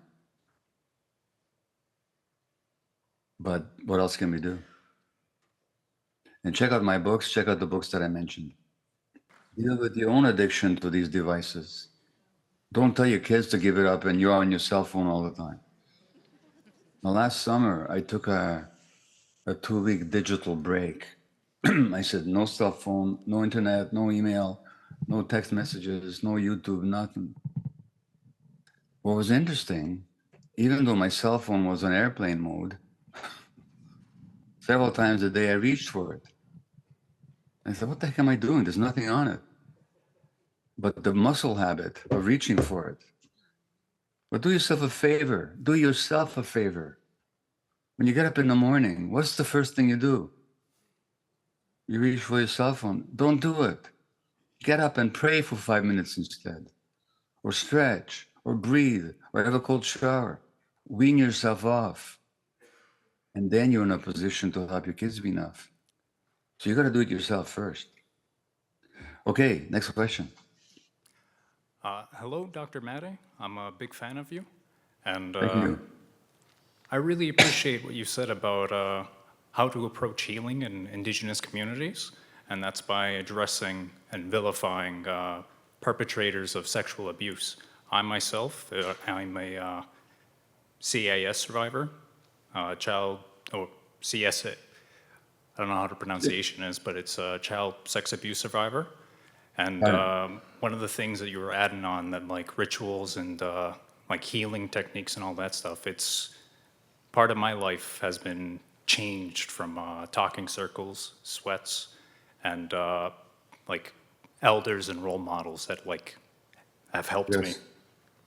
And you know, I just want to thank you for, you know, addressing that. It's that's a very big problem I see in, like, I can't stop shaking, sorry. But Yeah, well, while you're shaking, let me say one more thing. One of the effects of colonialism is to make people believe that their own traditions are worthless. It's just the opposite. I wish the indigenous traditions were incorporated into all of Canadian life as much as possible. I don't mean appropriated. I mean, I wish it would be learned. Yeah. And I'm not saying to throw out Western medicine or Western psychology. I'm just saying the two should be combined as much as possible. There's one thing I want to clarify in your question. Did you say that I said to vilify the perpetrators? you didn't say that, but that's my thoughts coming out is one of the Well, I don't. things, Let me tell you, I don't mean that. Okay. Do you know why? Do you know why? You don't want to bring them attention? Because they only did it because it happened to them. They're acting out what was done to them. I'm not saying to make it right what they did, but vilification only makes people defensive. Okay. And what we want is healing. So identifying and talking with is not the same as vilifying. What if we said, you did some things that were very hurtful to young children? It wasn't your intention to hurt young children. You were acting out what happened to you. And it was a compulsion. So we want you to take responsibility, but we don't want to vilify you. In fact, we want to restore you to the community. We might be angry with you. That's okay. But we don't think you're a monster. We think you're a human being who suffered and you didn't know what else to do with your suffering. So please take responsibility. That's what I would suggest, rather than vilifying, okay? Okay, thank you. Yeah. Another Please go. bit would be Yeah. to just share a bit of wisdom would be, remember to empower the youth, and as Yeah. adults, we have to give the space for the ones who are vulnerable and cannot speak for themselves. You have to help them and give them the space for them to speak. You have to be a mentor. You have to be a very strong pillar in the community. Do that, because in our community, a lot of trauma goes unspoken. It goes Yeah. in silence, and everyone suffers from it. Our elders, our adults, our youth, and the next 7 generations. It's an atrocity to see ongoing, and it terrifies me to think it can keep going. But I'm not a pessimist. I'm not a cynic. I like to be optimistic. I like to imagine that life for the Mi'kmaq people will get better. And, we have a very resilient spirit, whether we show it or not. Most of the time, it's very, noble and humble, I would like to say. We don't like to speak about it, but it's there. But thank you. Everything that you... Thanks. But don't go away just yet. There's 3 things I want to say to you, okay? What's your name? Tomas Laboy. Okay. But first of all, for somebody who's nervous, you're hyper articulate and very eloquent. So thank you very much for your words. That's the first thing I want to say. Secondly, what you said about talking about it, absolutely. You have to give it language. You have to give it language. You have the kids' language. You have to have the kids' language. So let me ask you a question. Do you speak Hungarian? I don't. How come? Good question. Well, what's the obvious answer? I've grown up predominantly with English. I don't even know my own language. Yeah. But it's the same with the emotional language. If you don't give the kids language, they won't know how to speak it.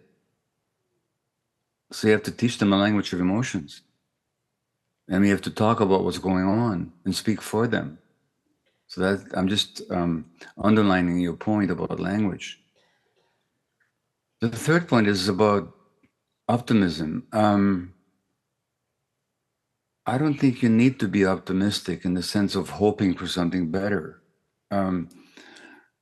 Look at your own experience. You suffered childhood sexual abuse, yes? Yes.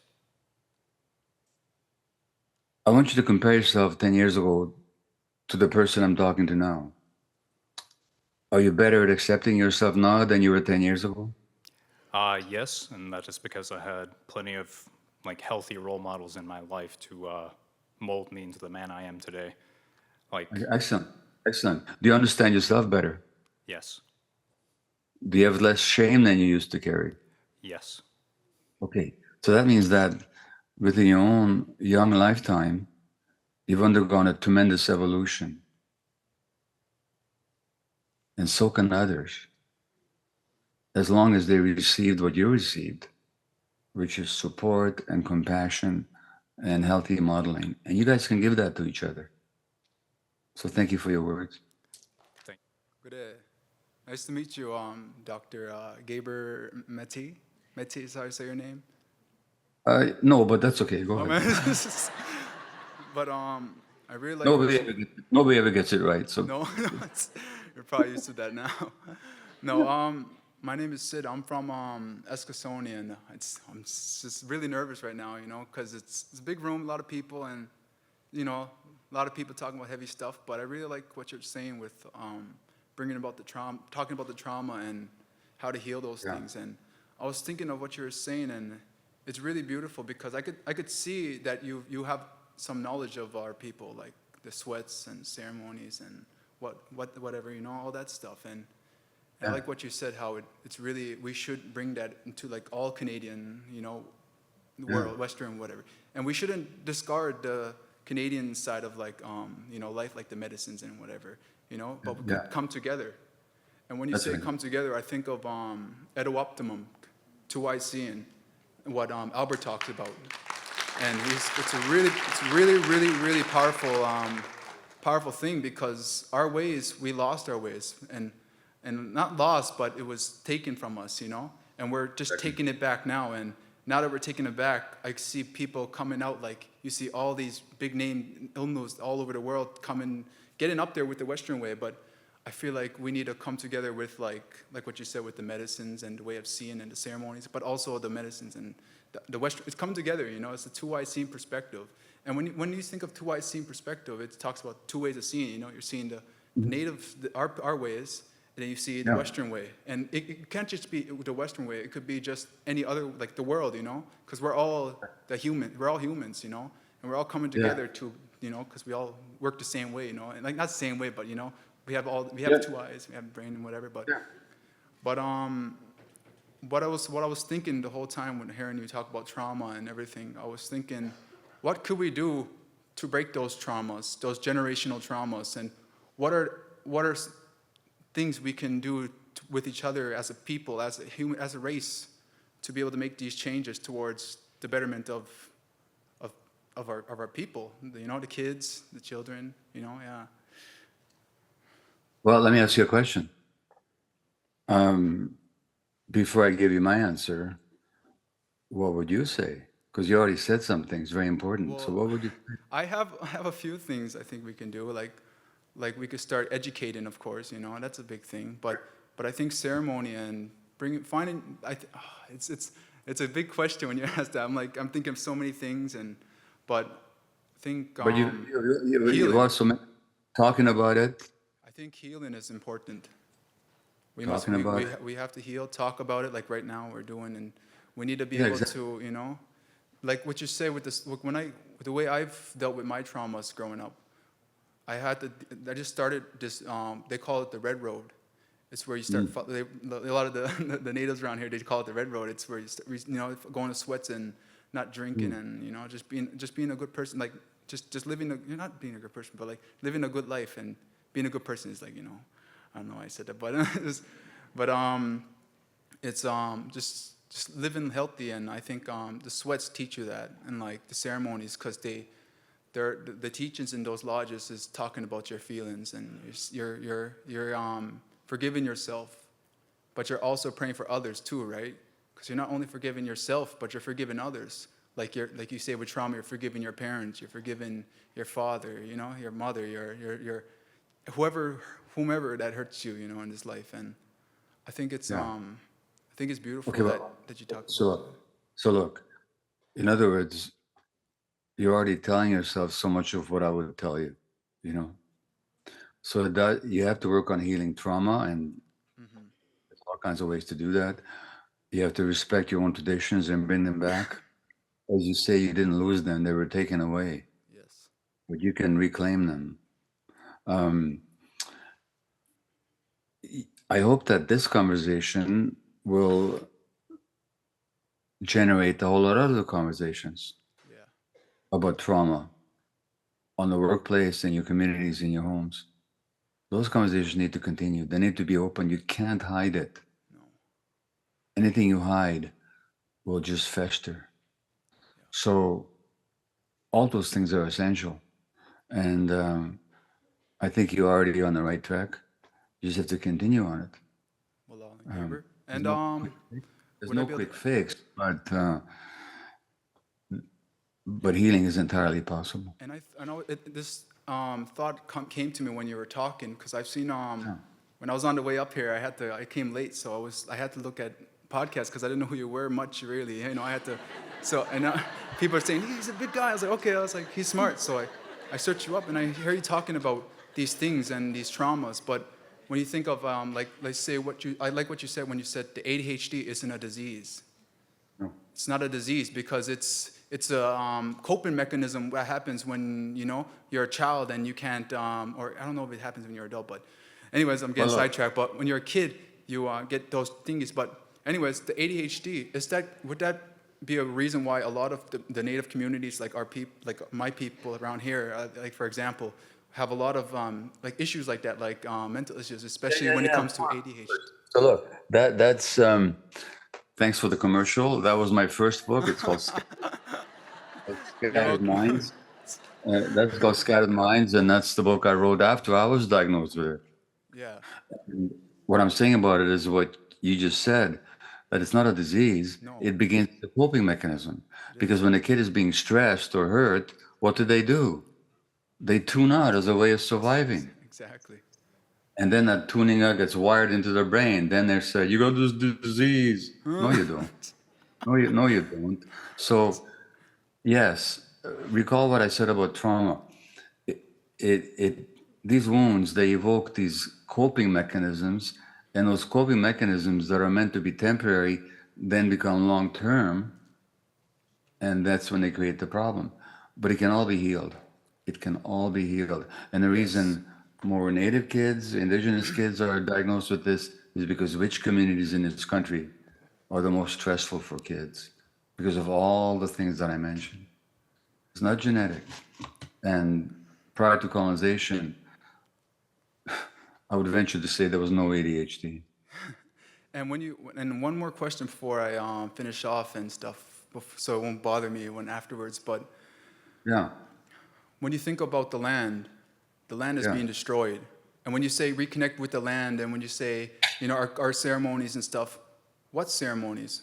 What land, It's hard to say that when there's no more land anymore that we own. We've been hurt so much and destroyed and, conquered. We've been divided, especially when you think about Cape Breton here. We've been divided and conquered, Yeah. They divide us, and they separate us and make us think that we're all separate and different people. We're not all the same, but in fact, we're all one people, and not just our people, but all of human race, because we're all humans. We're all two-legged. We're all, we got our two eyes, our two ears to listen, and our big mouths like mine's. But I really like the things you talk about, because I could see how educated you are, and I cannot just see you, but I could hear and I could feel. And I feel like I sound crazy sometimes when I say feel, because the Western way of thinking has made me think that the spirit doesn't exist. But it does.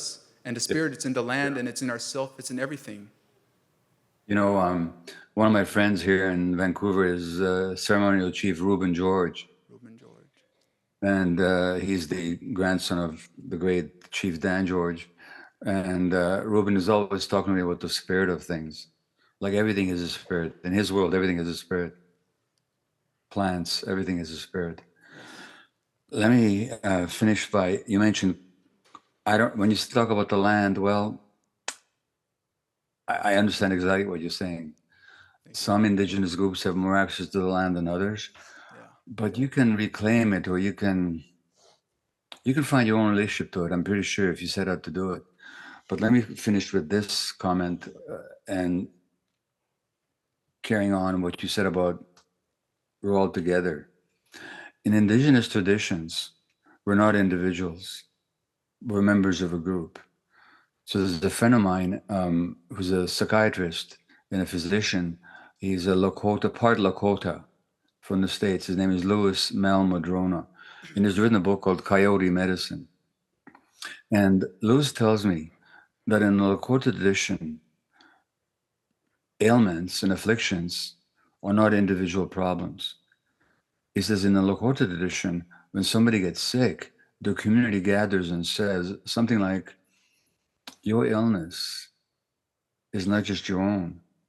It's a manifestation of some kind of imbalance in our community. So thank you for showing us that imbalance. And your healing is our healing. That's very different from the Western approach that, as you say, is individualistic and everybody's separate, and that's not who we are. No. You've communal creatures in communion with the land and with each other and with everything that is. So it's entirely as you say. And so that, as my final word here, perhaps, when it comes to healing, don't just look at it as an individual endeavor or duty. It's a communal task. It's a communal task.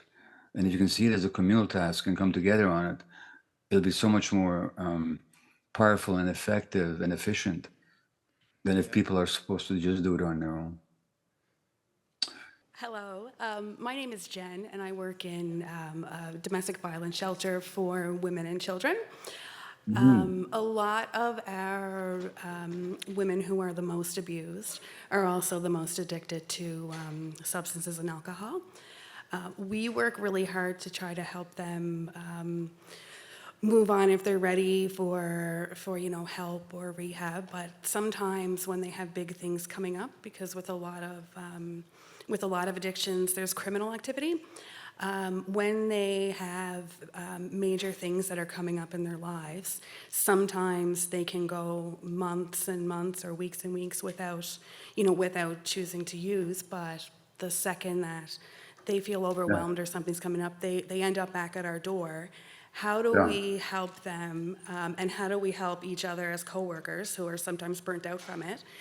How do we make them not feel the guilt and shame or the abandonment of maybe having to be able to not take them back? Sure. Well, first of all, much depends on your own attitude. So that if you don't blame them in your heart, if you don't get frustrated and exasperated with them, but approach them with compassion, that's the most important thing. So that's something internal. I sense with you that you're not judging them, you're not blaming them. Is that the case? Yeah. Yeah. Well, that's the first essential step. The second thing is what happens is, if you look at the research on addiction, when people do okay for a while, then they relapse. It's just as you say, something stressful happened. And something stressful happened that they don't know what to cope with. They don't know how to cope with. See, if a child is stressed, the first thing that the child is programmed to do is to ask for help from the adults. That's the first step. If a baby is stressed, they cry. If a young child is stressed, they run to mommy or daddy. But these women, they learned at an early age on that the authority figures can't be trusted. And they haven't learned to cope with stress. So here's what you do. First of all, you explain to them, listen, it's not your fault. It's not your fault that you don't know how to deal with stress. The problem is, when you don't know how to deal with stress, then you reach for the most comfortable and quickly available thing, which is the drink or the drug or whatever it is. So can we work with you? Because stress is going to show up in your life. You're never going to have a life that's stress-free. There's no life on earth that is stress-free. So what's going to happen? Can we work with you? Number one, to accept yourself so you don't blame yourself because it's not your fault. Number one. Can we work with you to help you develop strategies? What happens next time you get stressed? And that's where the 12-step groups actually are really good, because they have the sponsors. And they're told that if you think of using, just call your sponsor. Well, I'm suggesting something along similar lines here. When you feel stressed, call for help. And let's develop some strategies as to what you can do to deal with stress. So what could you do? Well, reaching out for help is wonderful. Talk about it. Don't hide it. Don't be alone with it. That's the most important thing. So we're available for you. Next time you get stressed and think of using, call us. We're here. Number one. Number two, help people to learn how to meditate. Help them develop a 10 minutes a day meditation practice. That helps to calm the mind and to deal with stress. Teach them breath work. There's easy breathing techniques you can learn online and in books, or maybe there are breath workers here in the audience or available in New Brunswick, but teach them breath work. So in other words, teach them techniques to deal with stress before the stress arises, because it's going to. That's what I would say, okay? Okay. Gwe, Deluisinin Star Paul, Artlerius Sony. Ein dit Gis Hamasi, Mera bugok ni mi gwen detil mo gisluedes mol nuig nasig aim detil ukjidul nog. My name is Star Paul. I'm from Scotia, and I'm standing here to represent the Mi'kmaq people. No offense, but I see not a lot of our people here. But why did I want to come up and stand? I said, I have to stand. I have to talk to you. Just like Sydney there, I didn't know much about you, but I sat here and I listened to you. And I see a lot of that of what I've experienced with my own life, my own family, my children, my ex-husband, and who I am now. I'm even shaking here, but I usually don't. I'm not shy. But so just thinking of my own kids, I have 7 children, ranging from 8 to 28. And so I just think of each of them and how I could help my children, because we lived in a home where my husband was addicted to alcohol. He was addicted to smoking up. He always had to leave to go do that. And me here, always pregnant. And so, you know, our marriage broke down. I wasn't going to share this, but I'm going to share it. But I caught him in bed with somebody in our own home, and my children were there too when we came home from camping. And so I just remember that day, I was just cleaning up, just cleaning everything. Why didn't I leave? But now, like, I find I don't have, like, emotion. I'm just, I used to cry all the time. I was always, anything, sad movies or anything, I cried. But now it takes a long time for me to cry. It takes something really big for me to cry. But I'm also going to go back to my children. I was glad to actually hear you say that addiction is not hereditary, because I have faith in my kids, and I'm proud of them, and it's just, I just want them to find their own path. So I don't even know what the question is, but that's my story. Yeah. Well, can I make a couple of comments on what I heard you say? Is that okay? Yes. Sorry, Okay. I didn't hear you. Yeah, I was asking if it's okay if I comment on what I heard you say. Yeah. All right. Well, the first thing is, you said, why didn't I leave?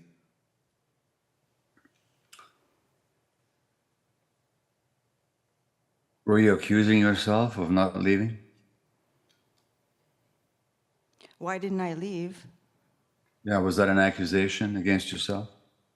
Or was it a question? Why didn't I leave when? When you caught your husband? Oh, I kicked him out. You're out. So when you said, why didn't I leave? What did you mean by that? Oh, during the day, like, they were like, there's like mess everywhere, and I should have just grabbed my kids and went out of the house, but I let them stay there. We were just in the house. Okay. Okay. Well, you didn't leave, I'm suggesting, because my guess is this, and tell me if I'm wrong, that as a child, you lived under some very tough circumstances that were very painful to you as a child. Would that be the case? Not really, no. Really? For me, I felt like I didn't want anybody to know. I was hiding it. I didn't want anybody to know. I just wanted everything to be normal. No, wait a minute. That's how you coped with it. But I'm talking, if I looked at your childhood, would I say that this kid is living under some very tough circumstances? Would that be true or not? Tough circumstances, probably, but not in my home. But like in the outside, like my school, Were you bullied in school? yes. Okay, how did you feel when you were bullied? I feel like I want to beat him up. It was always guys. Okay, yeah, okay, so, Boys. but you wanted to beat them up, but what was the emotions that a child would experience if they're being bullied? It just belittled me. Like I felt like finally them keep saying that, I felt like that was the truth of what Okay. they said about me. So you felt really bad about yourself. Yeah. Who did you speak to about that? What's that? Who did you speak to about that? Nobody really. Just people All right. saw it and people laughed and Well, stay with me, okay? Just stay with me. okay. You got 7 kids. If they felt bad about themselves, belittled, who would you want them to talk to? Me. Okay.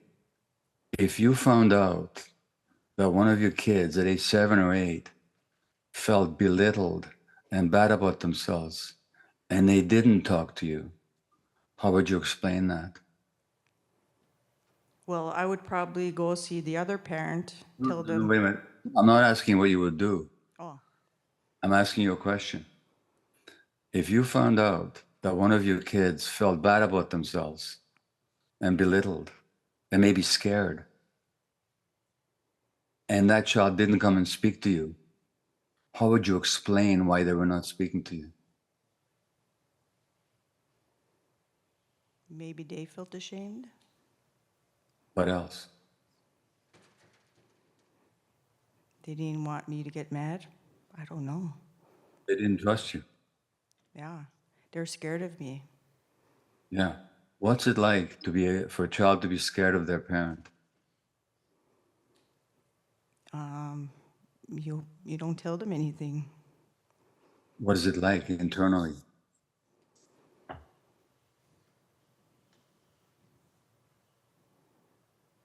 If you're a small kid and there's nobody to go for help, how do you feel? Alone. Very isolated, very alone. Yeah? Also very scared. Yeah. I was going to say that, but I didn't. Yeah, okay. Now you said there was nothing wrong in your home. I'm telling you, there was. In your home, you didn't feel safe. If you did, you would have gone to your parents. I had a strict dad. Okay? I'm not blaming your dad, by the way. I'm just saying that what you said about there was nothing wrong in your home, yes, there was. Somehow you got the message that you're all alone and there's nobody there to support you. And that was there before the bullying happened. Okay? And when you talk about not feeling, what do you think that is? I cried too many tears, I think. Well, perhaps you did. But it's also a coping mechanism.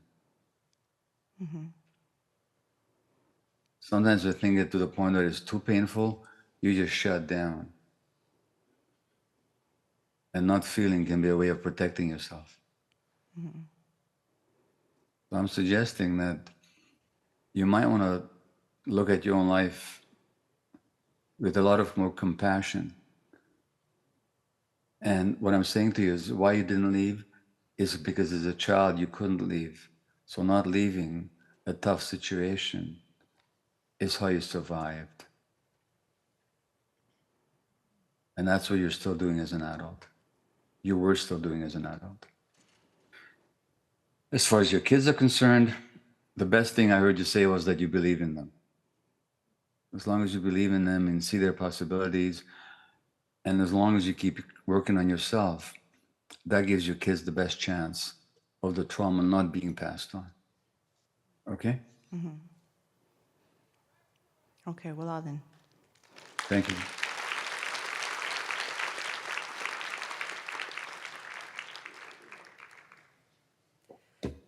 As a parent or a guardian, when you realize that your children have experienced trauma, how do we adults start to support healing?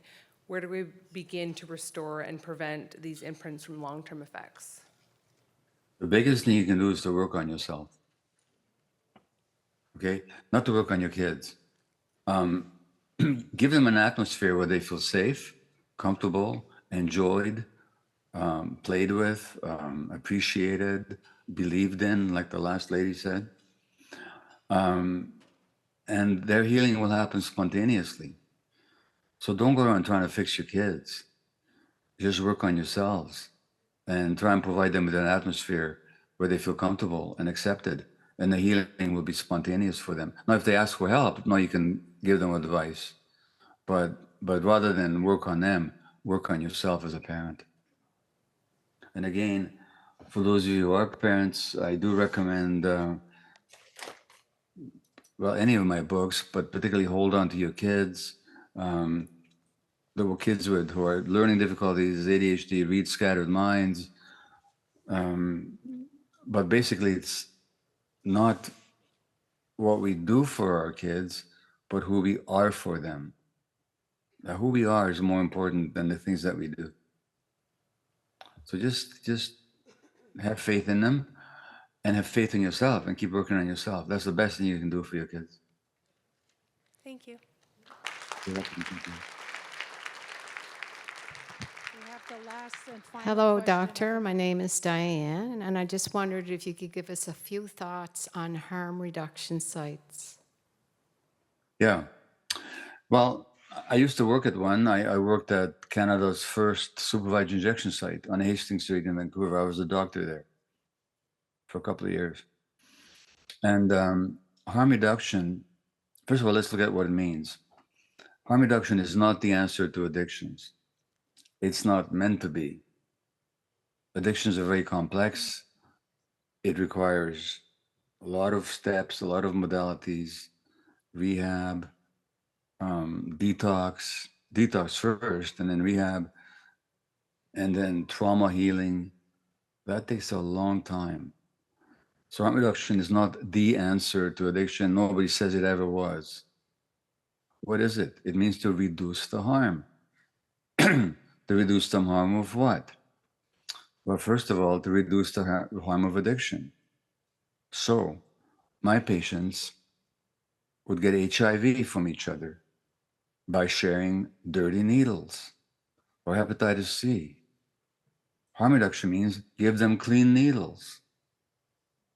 Is it better to use a clean needle, or is it better to use a dirty needle? Harm reduction means giving them sterile water to inject with. That reduces the harm.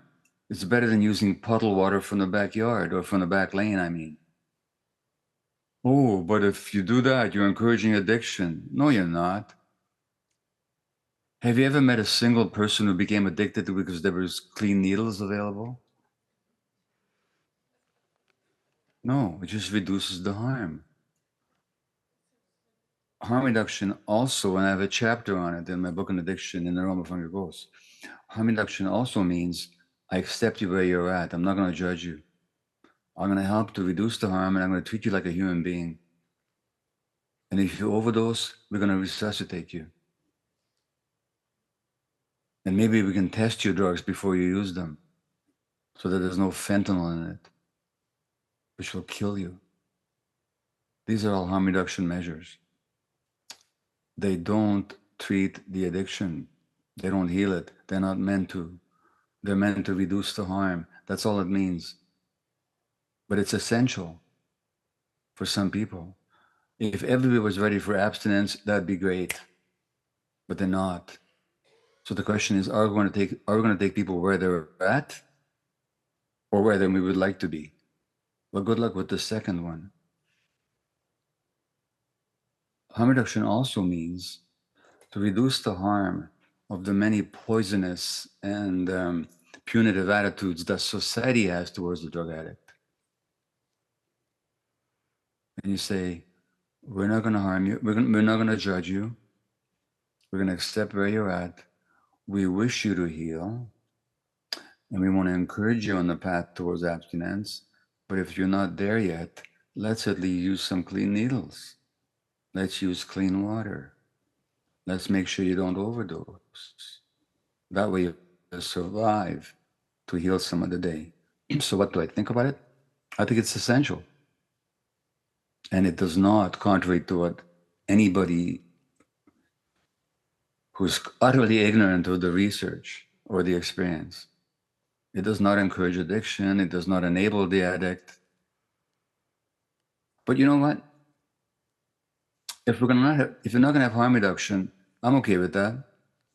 But let's be consistent about it. Next time somebody eats too much and they eat too much sugar and they develop diabetes, let's not give them insulin.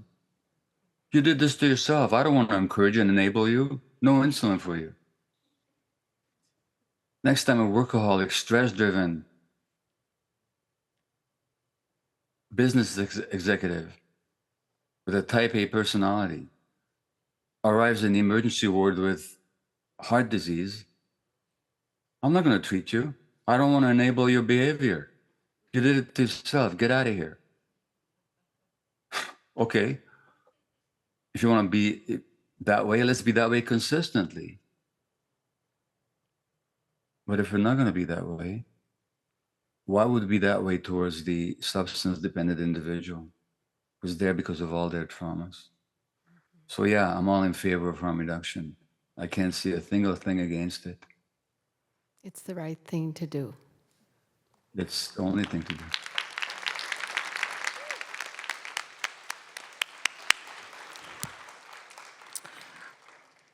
I don't know if my mic is working this time. Yes, it is. I just want to say thank you, Dr. Gabor Maté. Did I say that correct? No. Gabor. Gabor. Thank you, Gabor. It's been an honor to listen to you tonight and to have you interact with our audience here. And many, many thanks and many, many blessings to you and your family. Walaliak. And to you, thank you and goodbye. Goodbye, Dr. Gabor.